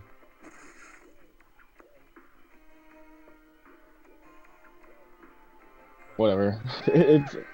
It's really not a big deal. I just have to like probably lost for like 30 seconds. Just have to run back.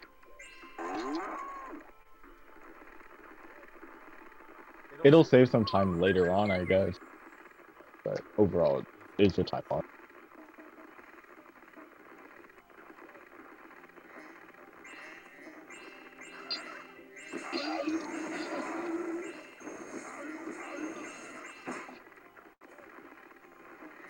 I knew for sure it felt weird.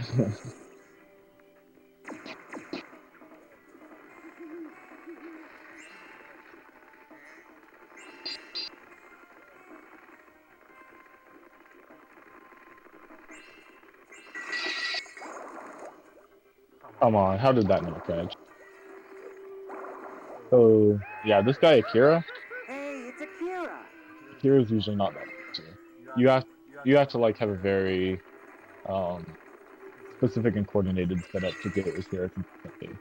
Usually, like if you have some experience with it, it's not too bad. But I haven't practiced this level in a while, so.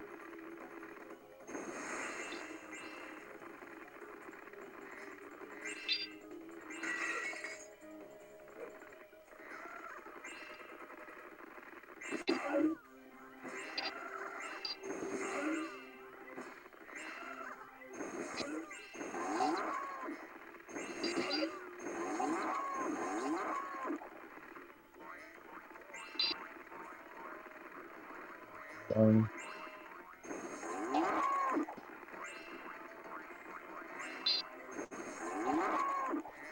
so you have to zap these cows twice, but one of them actually requires 3 zaps, and you have to zap him after he starts running the 3rd time.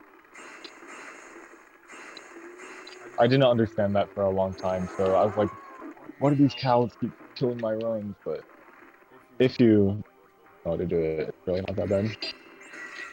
Get a little momentum conservation jump over there. That was so hard when I started learning this, especially because that form of momentum conservation wasn't really used at the time.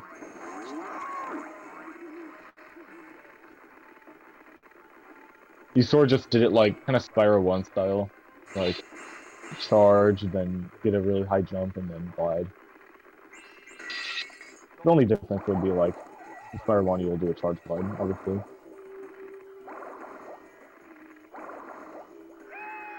Mitnit can also kind of ruin your day, depending on the setup you use.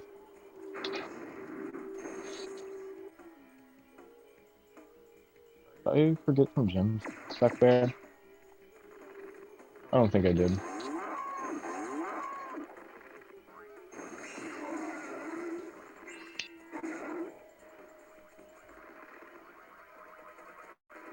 Are you serious? I hate Yuka.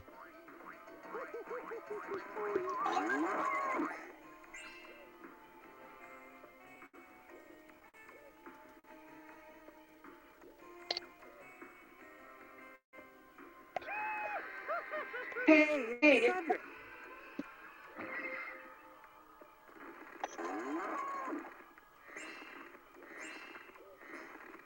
So we're going into our first platform minigame, and both of the platform minigames are extremely broken and very short. This is the shortest minigame in the run, definitely. It's maybe about like 40 seconds long, excluding load times, I think. Or no, even including like the first load in. Got a green gem then.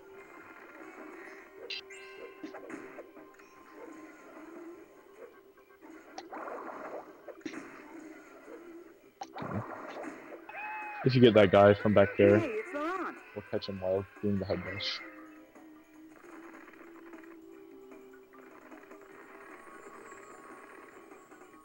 But yeah, this minigame is very, very, very short. And you'll see why. Because Electric Breath is broken. And a lot of hitboxes in this game basically expand downwards. So we're going to take advantage of that.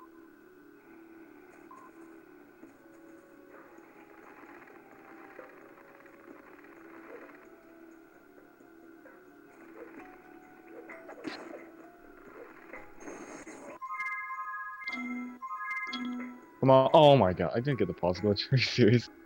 But yeah, basically you do that. Hey, it's Rickshaw.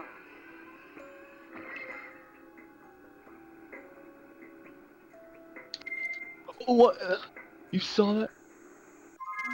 Oh my god. No, I don't want to go in that.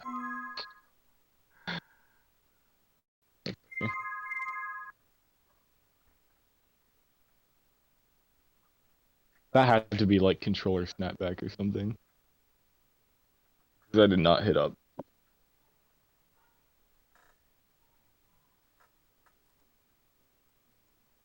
Despite this minigame being short, the loading screen out of it is like one of the longest loading screens in the game. This loading screen goes on forever.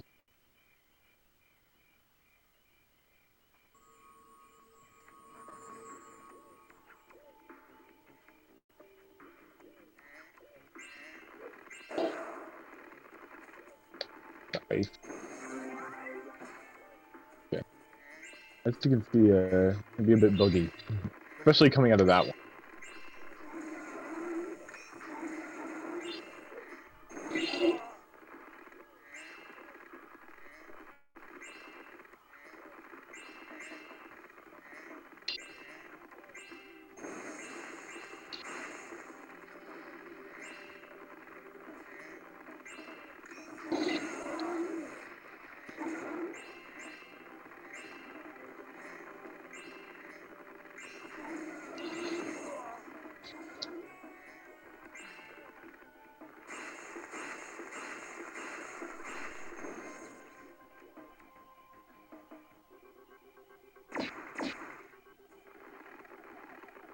We kind of get these gems in a cool way. So just jump up there, and Sparks will get them. Kept having to like lower a thing and get up there and blah blah blah. Now here we have another momentum jump. This one more so relies on positioning though. A lot of people think that one's pretty hard. I had it pretty inconsistent for a while too. But if you get it down, it's not too bad.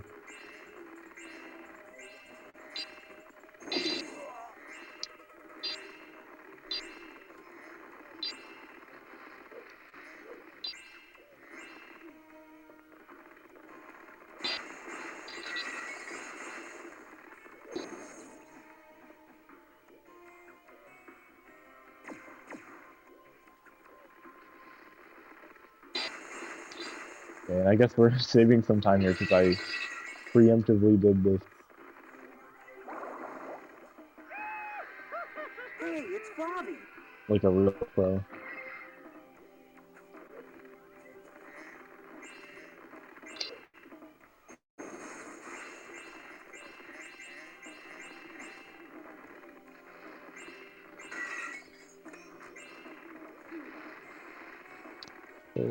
Good.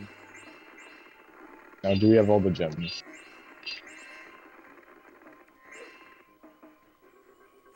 Okay, yeah. So this mini game is pretty tough on the second round, but I made like an updated route for it, and it makes it quite a bit nicer. But the gold UFOs that shoot like towards you are evil. Like, casually, they'd be so annoying, or even in the speedrun, they're annoying if they decide to shoot you. But if you played this game in your childhood, like, you're pretty likely to remember this minigame. It seems like this minigame was quite memorable for quite a few people.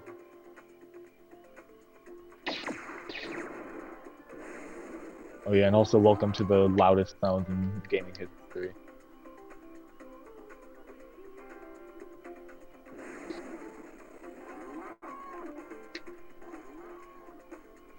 So that radar in the top left means the UFO that you're trying to not let abduct cows is like trying to get one. So we'll just shoot him to get him down. Excuse my dog.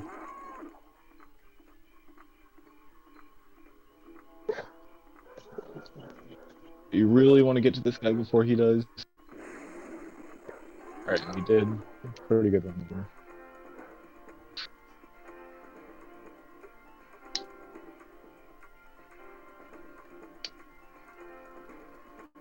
I'm gonna be real though, this minigame is pretty fun if you get it, Hey, it's if you do it Dupes. well.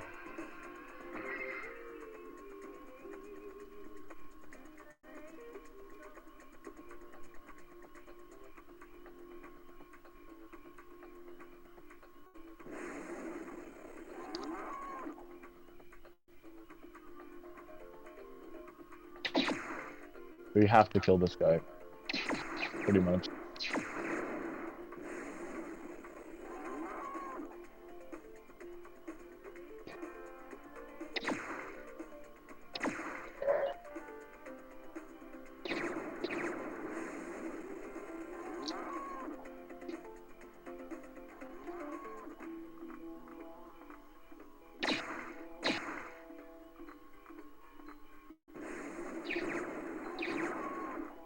Okay, and you want to kill these three guys, but they can have janky hitboxes, so usually you'll kill like one or two of them.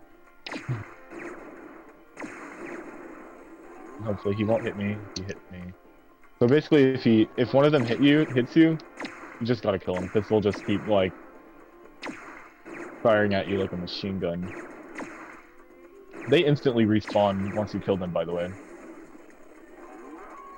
So they can seriously team up on you if you're not lucky, or if you're not doing it correctly, or both. Oh my god.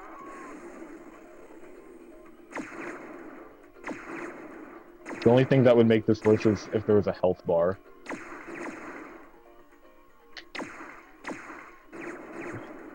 See, like, he's immediately back. Ugh. Seriously. Getting whooped here.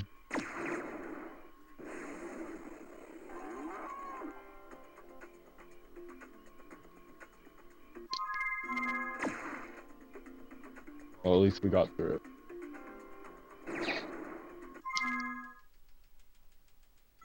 And we're actually going to be warping to Monkey Monastery. Because it puts us closer to thieves. We got J-dubs.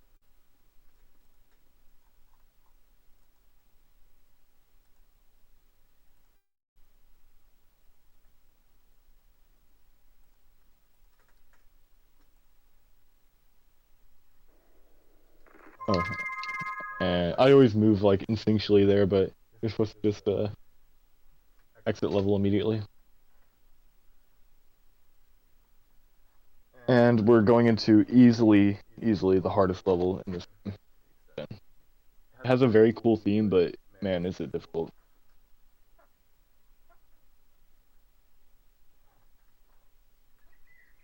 700 gems, 680 of which being comprised of ones and twos only. The gems have feet, so they walk around. The level's super dark.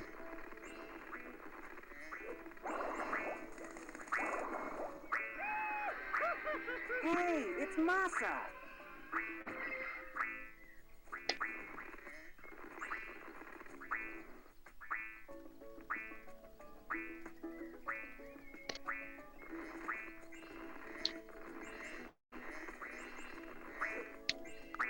You can skip that text, but it's really not worth it for this category, since you have to get all those gems and stuff.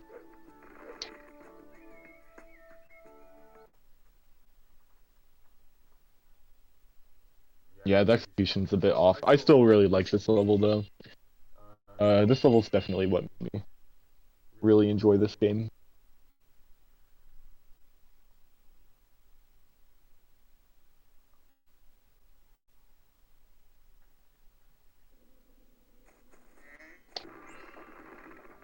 Okay, yeah, and the wizards, you actually have to, it's actually way easier to turn around whenever you try to hit them with their thing, 'cause you have to deflect their attack.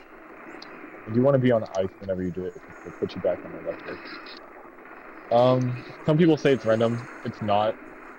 It's all about positioning. No, I knew I knew. Uh,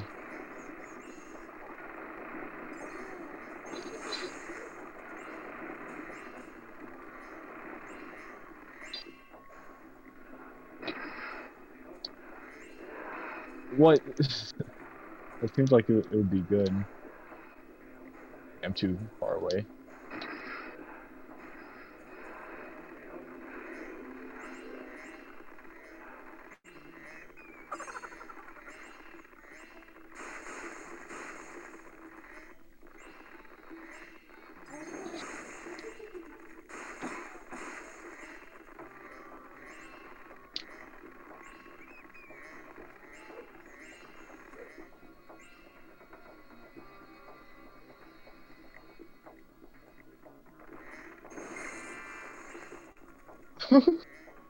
You okay there, Spyro?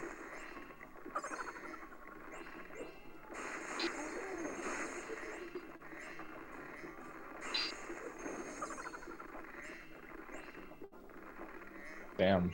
Pretty clean movement. I guess I did practice this a lot prior to Spyrothon, so I'm glad that it's showing at least a little bit in this first section.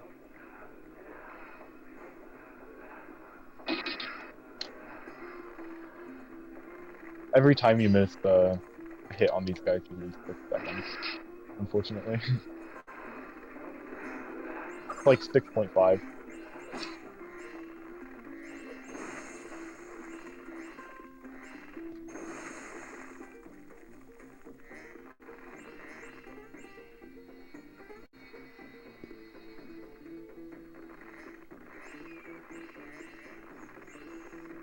One time I missed a gem here, and it was in one of my PBs. I'll never miss that gem again in my life.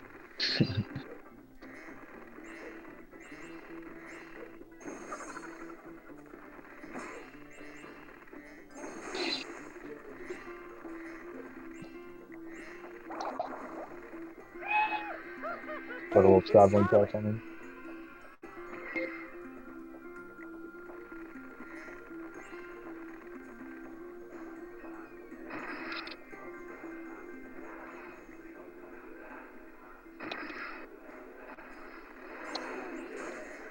So here's another very broken platforming minigame. Usually this minigame takes a very long time, and I think it's really fun casually. But you can skip basically all of it, and I'm gonna be going for an even faster version that takes like 5 seconds. It skips a cycle in the first section. Pivoting like turning sharply, you mean? Or I assume that's what you mean. Ah, unfortunate. Well, I'm not gonna be going for it again because the cycles continue the entire time you're in here. I usually don't miss that, but it was very close.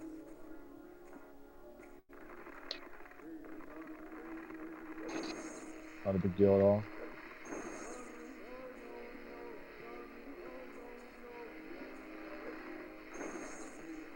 I love the music in this section. So cool.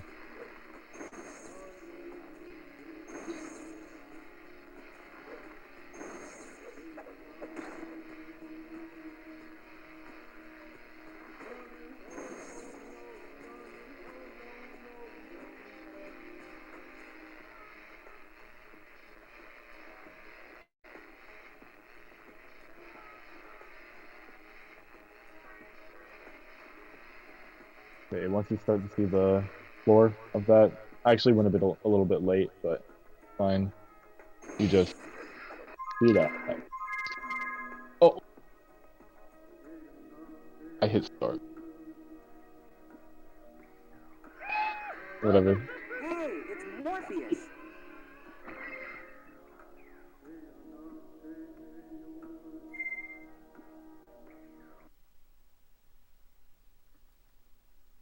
Yeah, that skip is just awesome.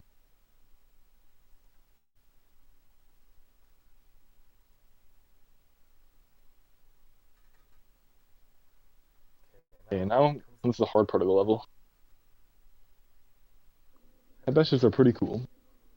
Especially the way they're used in this game, because they're used to like expand hitboxes a lot. They're used to clip through things. Head bashes are very versatile in these games.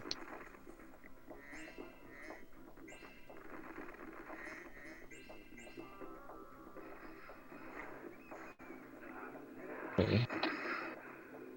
Just now felt like loading in. Nothing out of the ordinary.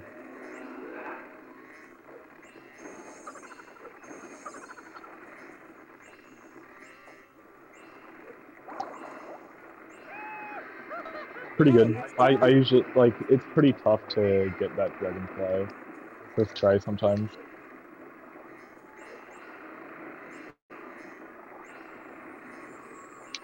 Alright. That was a pretty awesome. Couldn't really have asked for anything better there. Yeah, I know. The 20% cheat percent.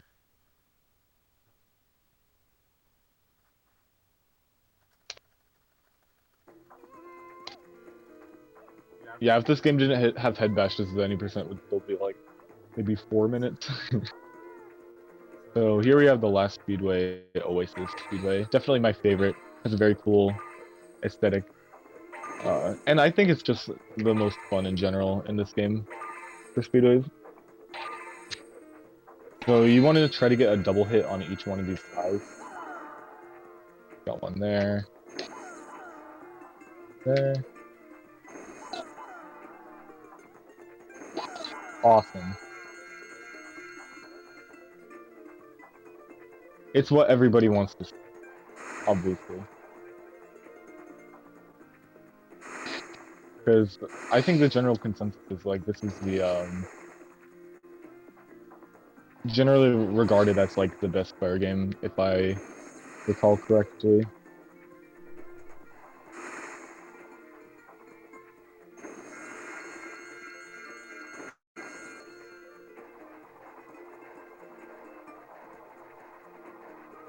Wow. Honestly, this might be a Speedway PB for me, because I usually don't get all of the double hits.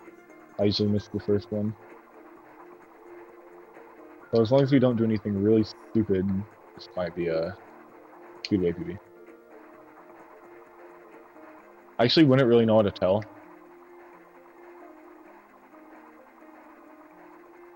Okay, maybe not. Still very good though.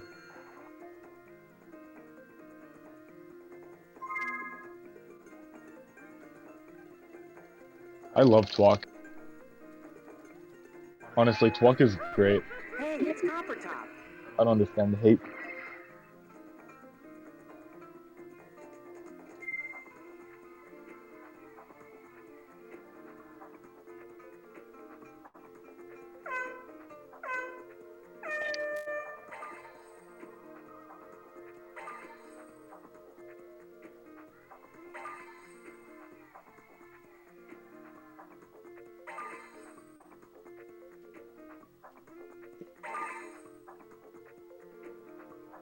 Objectively, yeah, Twalk is probably better than ETD. I obviously like ETD more though, because if I didn't, I'd be running Twalk instead.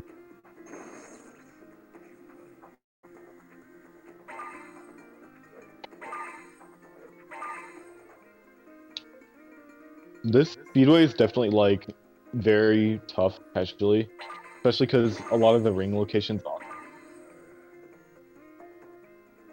aren't apparent, and you can miss like one ring, and that's it.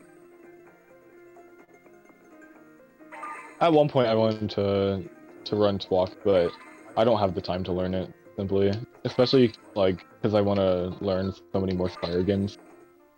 Like my goals for Spyro currently are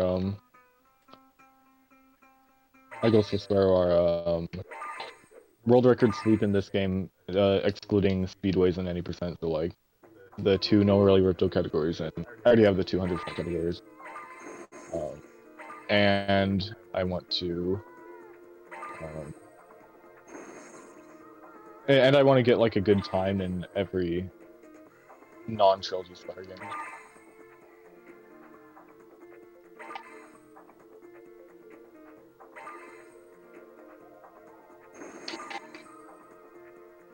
So like everything post OG trilogy pre SRT. Not that I don't like the trilogy games. I actually love the trilogy games. That's kind of the reason I don't want to speedrun them, is because I kind of want to keep them as like a casual experience I could always go back to. But that's not like the main reason. It's sort of just like a representation thing, and I'm kind of a hipster.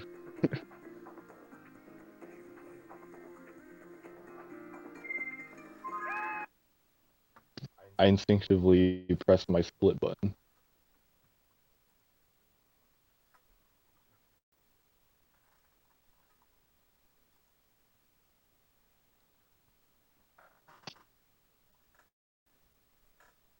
So that's all the minigames for this level, but we still have quite a bit of the level left.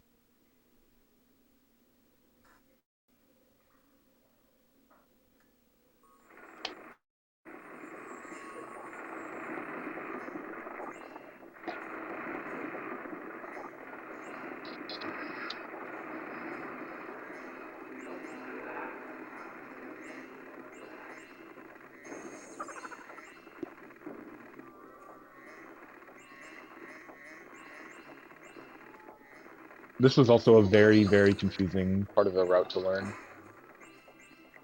Because it's just kind of like gems scattered all over the place.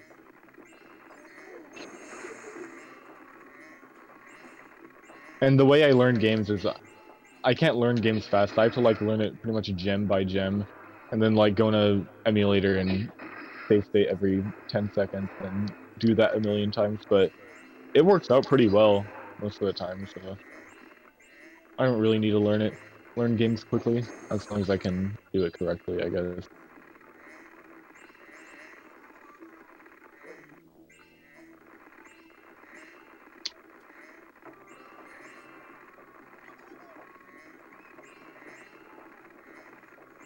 Hi, Spyro.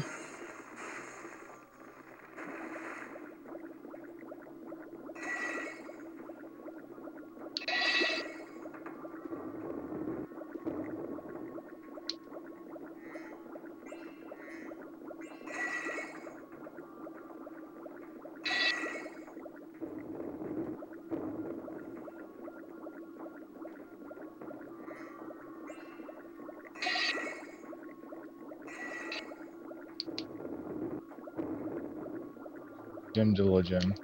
I agree.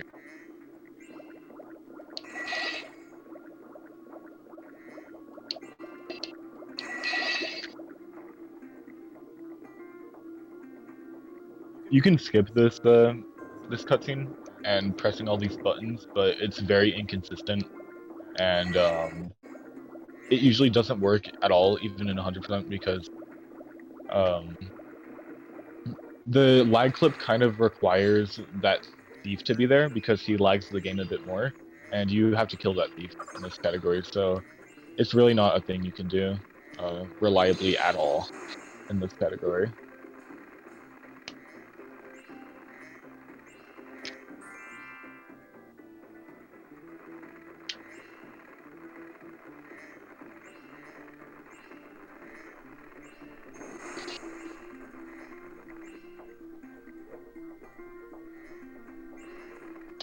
Oh right, I forgot to pull out ice.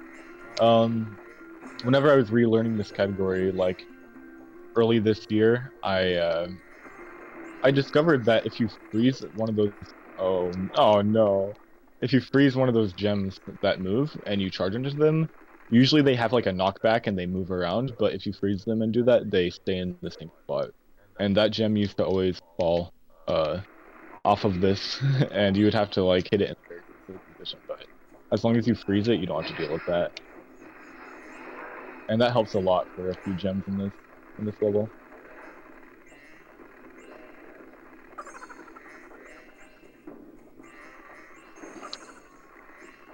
Ouch!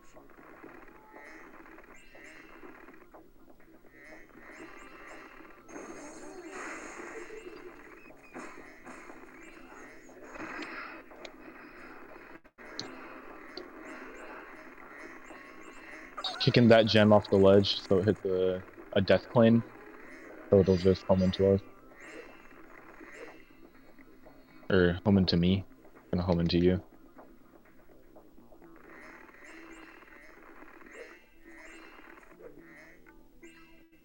Saw that gem. Give me it. Ouch!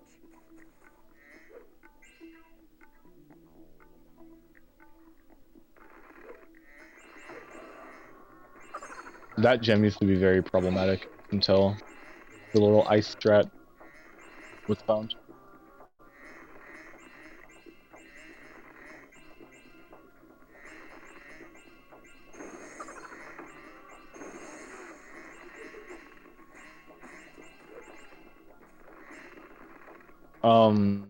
No, not really. I mean, it's routed technically, but you can only really do it like if you already have a game that's beaten or like save state.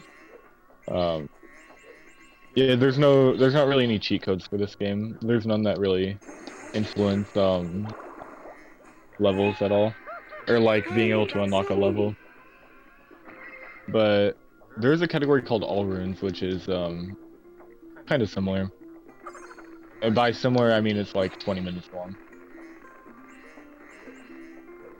and not focused on gem collection.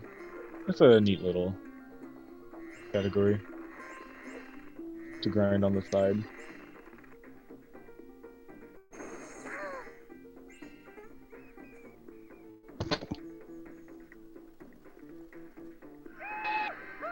Hey, it's Mickey.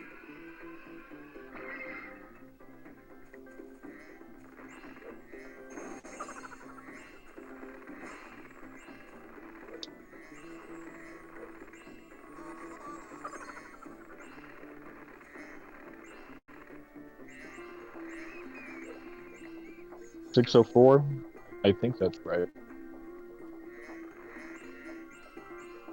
6004 rather.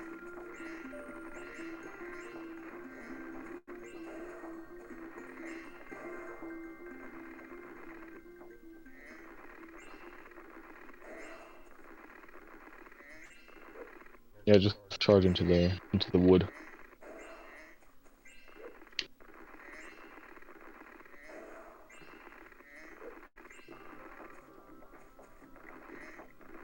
Ouch! Come on, dude.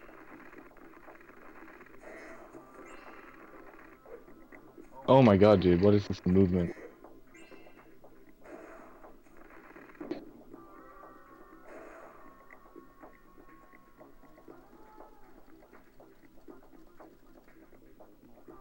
You lose a lot of what is present here in 100%. Hey, it's Marta. Yeah, like missing gems and stuff.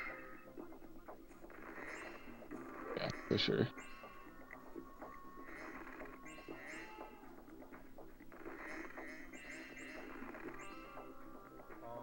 If I miss a gem, oh, I found one up there. Okay. I was gonna say, like, I thought I saw one up there.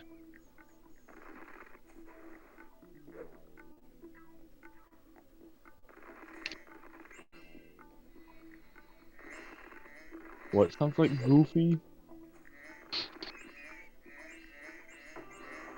I don't hear it. I'm gonna be honest. Ouch! Come on. Movement's been a bit slop at this end part.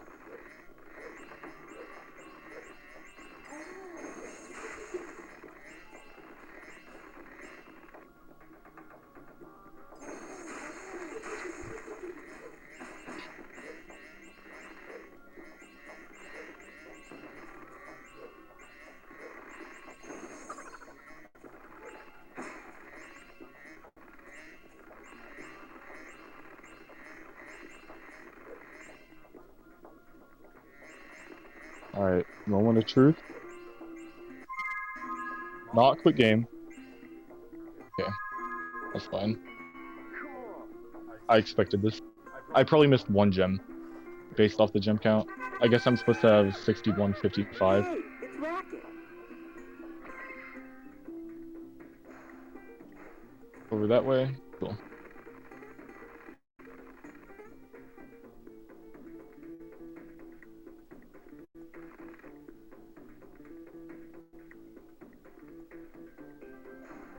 Okay, yeah, it's up there. Ouch. My intuition was right.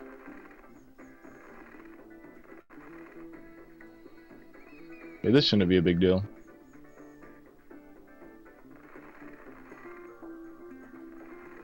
Oh, over there. Interesting. Oh, that's not all. How many extra gems on the homeworld did I get?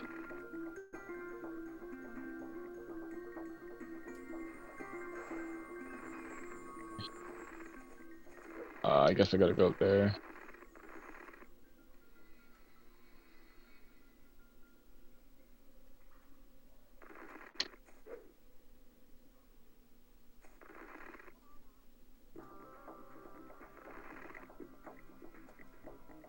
Yeah, I have an idea of where this is because I noticed the gem like that I threw into a death plane didn't actually. Oh, I guess it's that one. Alright. I mean, not great obviously, but it could have easily been much worse. So I'll take it. And now we just have Jurassic Jungle and Ripto left. And I guess I should mention that Ripto in 100% exclusively. So there are 3 phases of Ripto. One that unlocks at 7%, which is the one that you fight in any percent and in no early Ripto. One that unlocks at 85%, which there's not really a category for that, but you fight it in 100%. And one that unlocks at 100%. So you need to have it all. And the one that unlocks at 100% is the lightning phase, and it's actually like pretty terrible RNG. If you know Dampe from Ocarina of Time, it's basically 5 of those at the very end. There's about a 10% chance of his lightning rod getting, or his like scepter getting stuck in the ground, whenever he like smacks it down. And you have to hit it 5 times. And each time it doesn't hit, you lose like 15 seconds. The fastest I've ever had Ripto, that cycle of Ripto go is 9 cycles.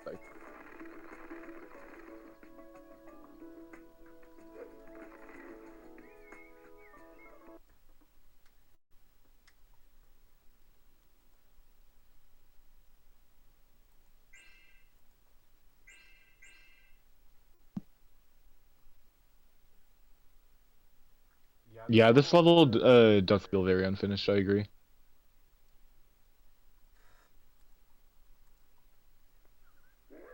Jurassic Jungle's a very fun level in this run, though. It's a nice little treat at the end, especially because it's not that difficult. It's pretty hard to miss a gem in here because this level has extras. This level has like 4 extra gems at the place that you leave the level on, so it's really nice in that regard.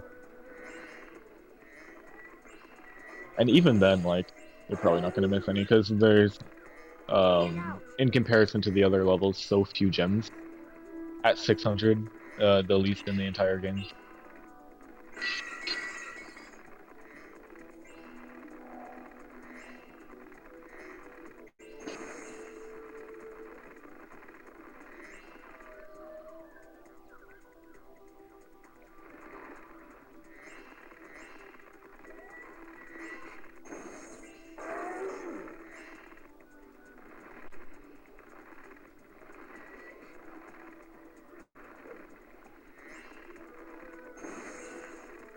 So in this room, there's a puzzle that you have to solve, and the solution of it is like the values of the gems from least to greatest. So it goes like red, green, and then blue, And there's like a color that's not even like a gem. Okay, purple, I guess. So blue or purple, depending on what you want to call it, and then red, or not red, yellow.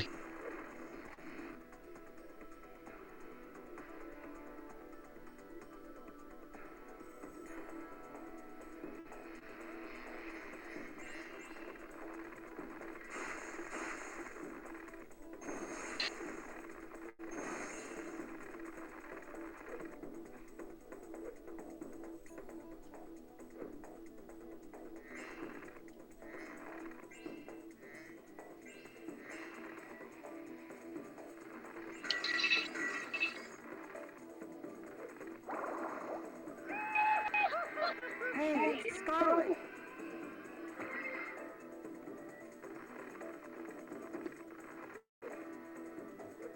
This upcoming Dragonfly can be pretty annoying sometimes, depending on the category you're running. In this category, it's usually not that bad.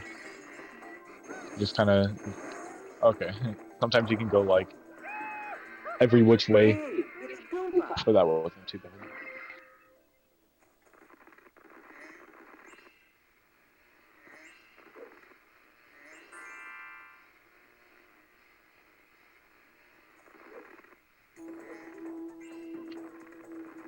It's been a hot minute since I've practiced this level.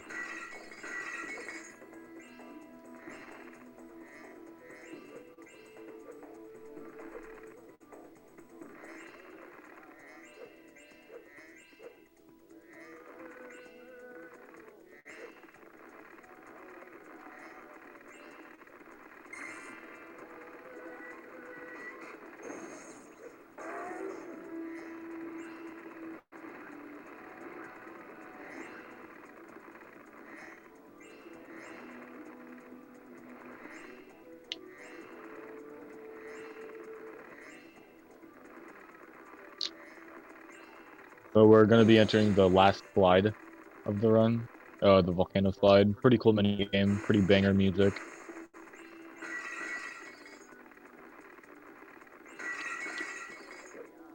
And the second to last mini game in this whole run. So there's only one after this. There's a very inconsistent strat in this level that saves like 6.5 seconds, 7 seconds. I go for it sometimes if I'm bored and on like a really bad run, but definitely not gonna be going for it right now, because it loses a lot of time if you miss it, and 90% of the time you're gonna miss it, and it only saves like 6 seconds.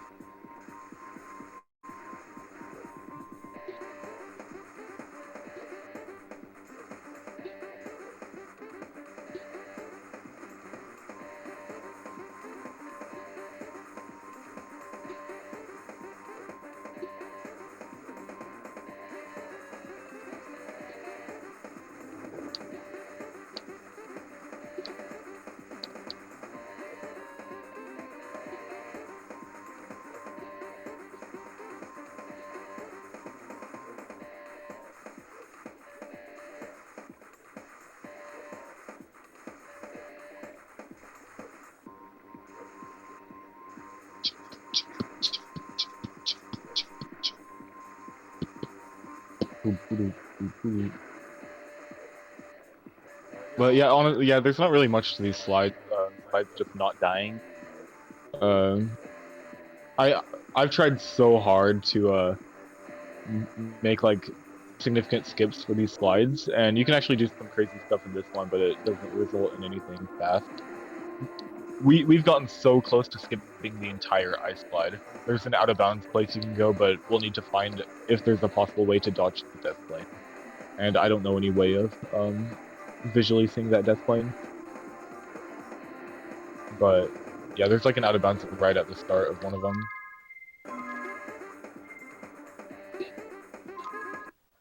Where you could basically skip the whole thing. And that would be pretty huge. If that was discovered, I would definitely go back to grinding world record attempts in this category.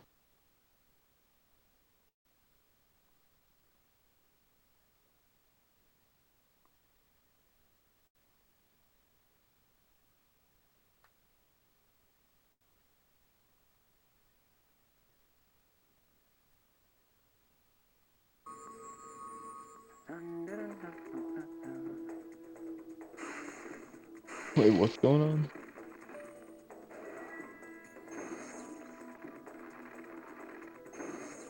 Crack what in the morning?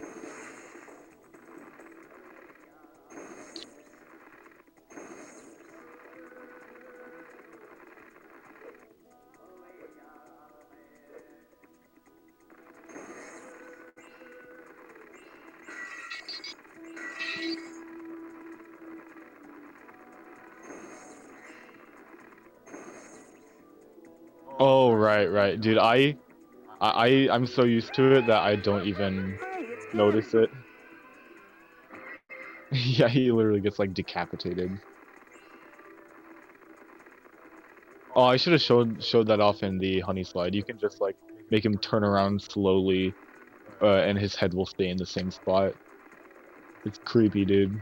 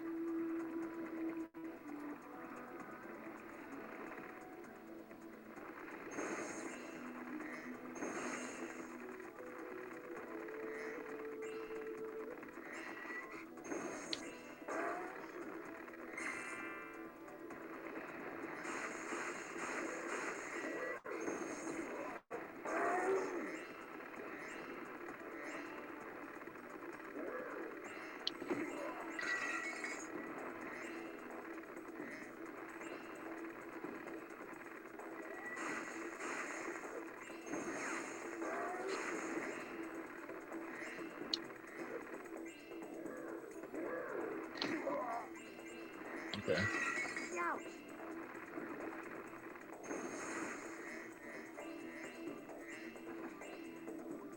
Guys, a lot of text.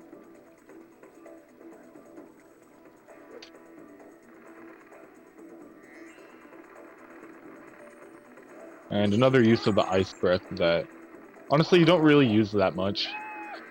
Kind of seems like you use it more than you actually do, but not all that much. Where am I? Okay, I'm there. Sometimes it can be disorientating over there.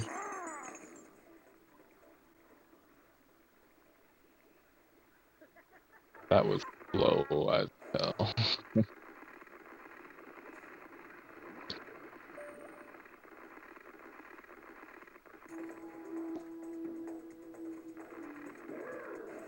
These lab equipment things also seem like quite buggy. They seem very rushed just in the way they like operate.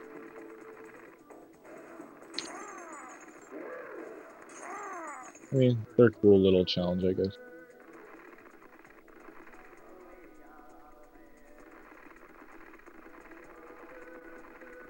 Three. So okay, right. Three is right there. And now we're going into the last um minigame of the entire game. After we get the gem.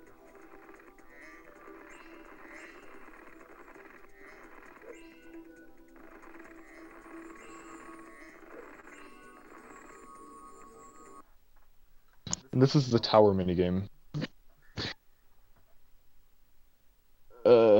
Really not much to say about it. If you like try to jump on the ladder of this, like too close to the corner, it can just like ruin your day. And you'll get stuck and get hit by spiders and stuff. Has a very long intro cutscene.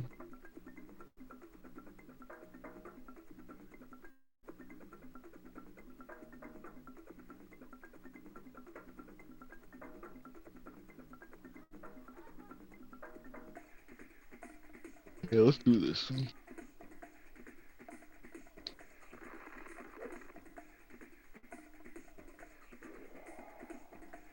I'm gonna be going for a quick cycle in here. Shouldn't be too hard to make, unless I make like a big mistake.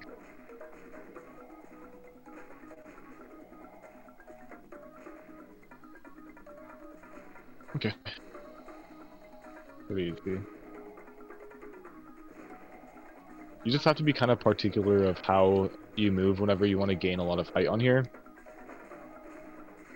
Like you can't move it exclusively up, and you can't move exclusively like to the side. I don't give up. The pause glitch in this level especially saves a lot of time because normally you'd have to watch like another cutscene. So it saves like a good 20-25 seconds at that level, I think. Or in that minigame rather.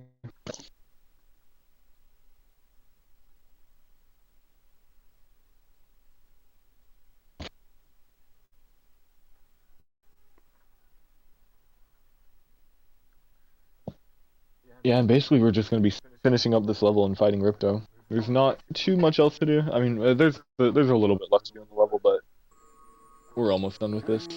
We have like 180 gems left. 2 dragonflies. Mostly at the end.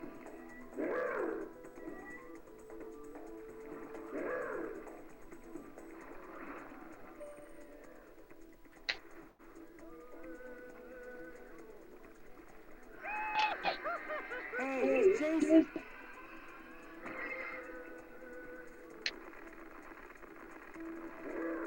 We already got that guy to kill him.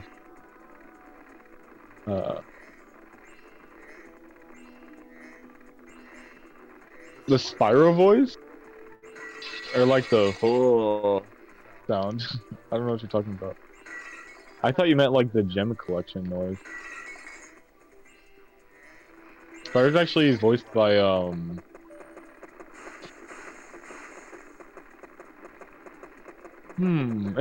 yeah, maybe. I know Spyro is voiced by Tom Kenny in this game. So the same as Spyro 2 and 3.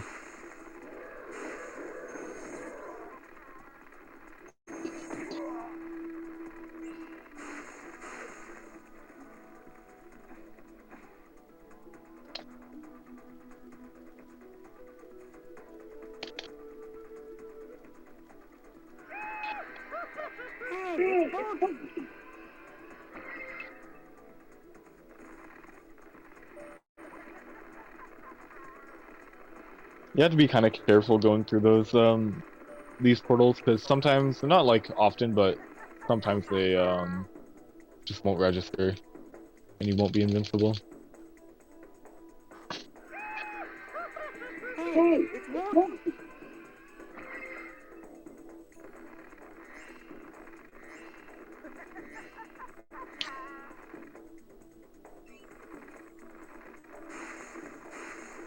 Alright, we're just having the little finishing touches of this run. Then we're going into RNG Ipto, basically. Like, you'll see how terrible the RNG there is. Maybe there should be like a prediction of how many cycles it should take, but I don't really want to count that. Imagine we just get like a 5 out of 5 perfect, never seen before Ripto. That'd be legendary. It world records because of that. I don't even think it would world record. No, it definitely wouldn't because the technical difficulties we had at the start.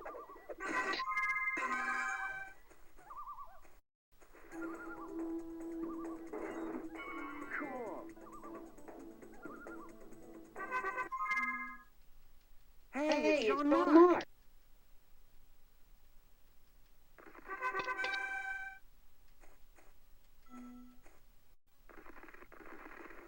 There we go. We're at 100%. This one was actually pretty decent.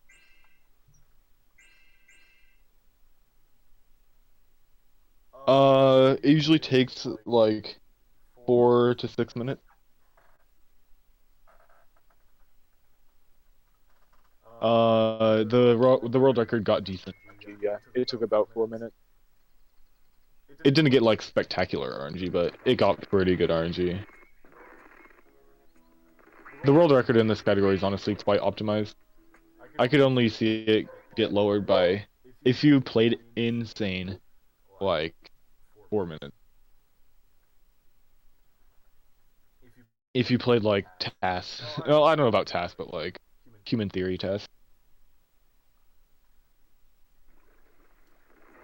Well, my snow best is 220, so human theory test would probably be 220.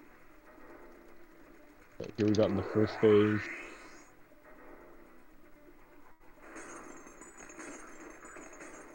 Pretty simple. You just flame the ice wall.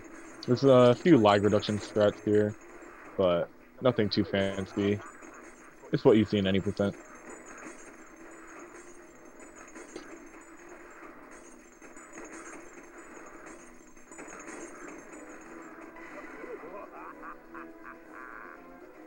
Yeah. Phase 2 is basically the same thing, but he grows bigger and he has like a big flame wall. And you have to be kind of careful here because Ripto can self-knock if you hit him too early. So it's not a problem unless you hit him like really early. You just have to wait till he's like in position. And a lot of times he'll like, you barely even need to move. He'll just like push you into where you need to be.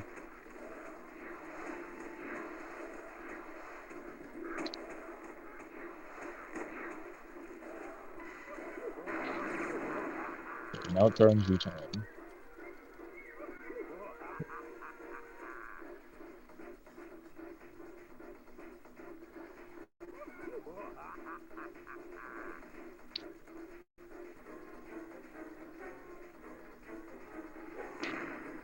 Okay. Okay, so we didn't get it. It's about.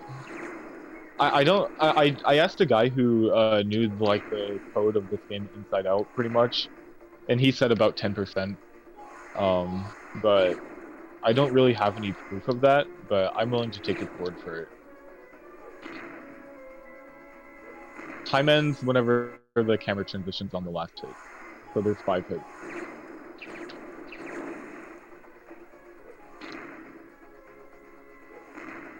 Wow, we're not getting very lucky.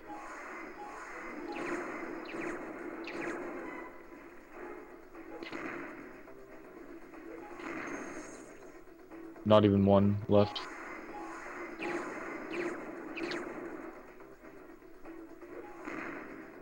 Meathead Ripto.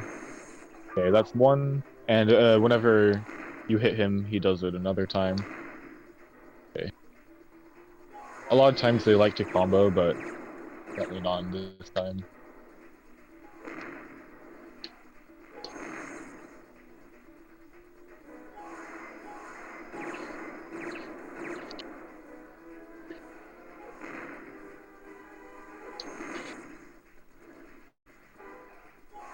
We still only have one hit. Pretty subpar RNG.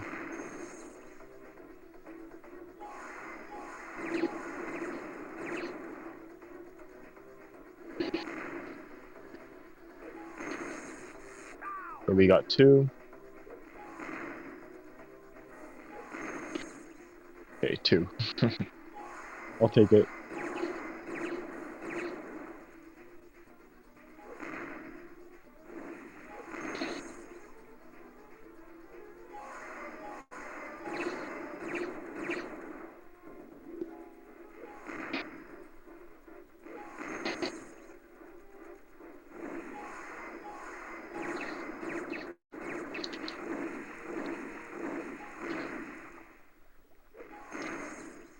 Jeez, dude, come on.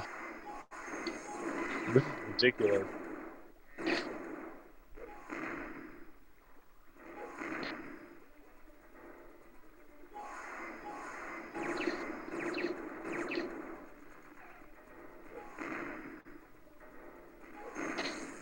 Okay, we got 3. Yeah, that's 3. 4. Okay, one more. Okay, of course not.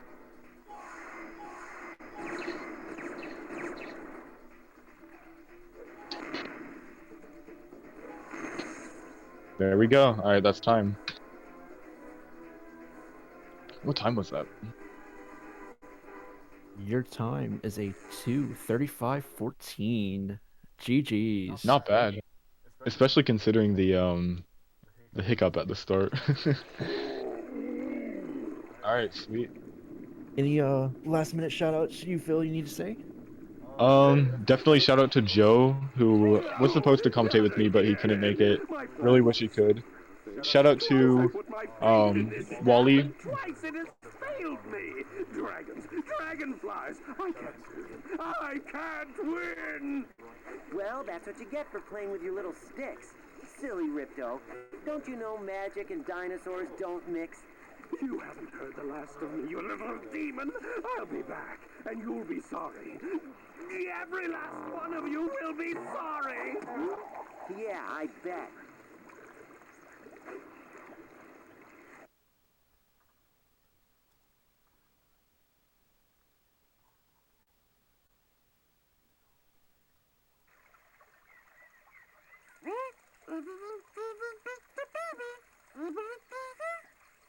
Well, as normal as fairy tales go anyway, pal. I'll tell you what though, guys. We weren't just... Hi there, my name is Mike, and you are watching Spyrothon.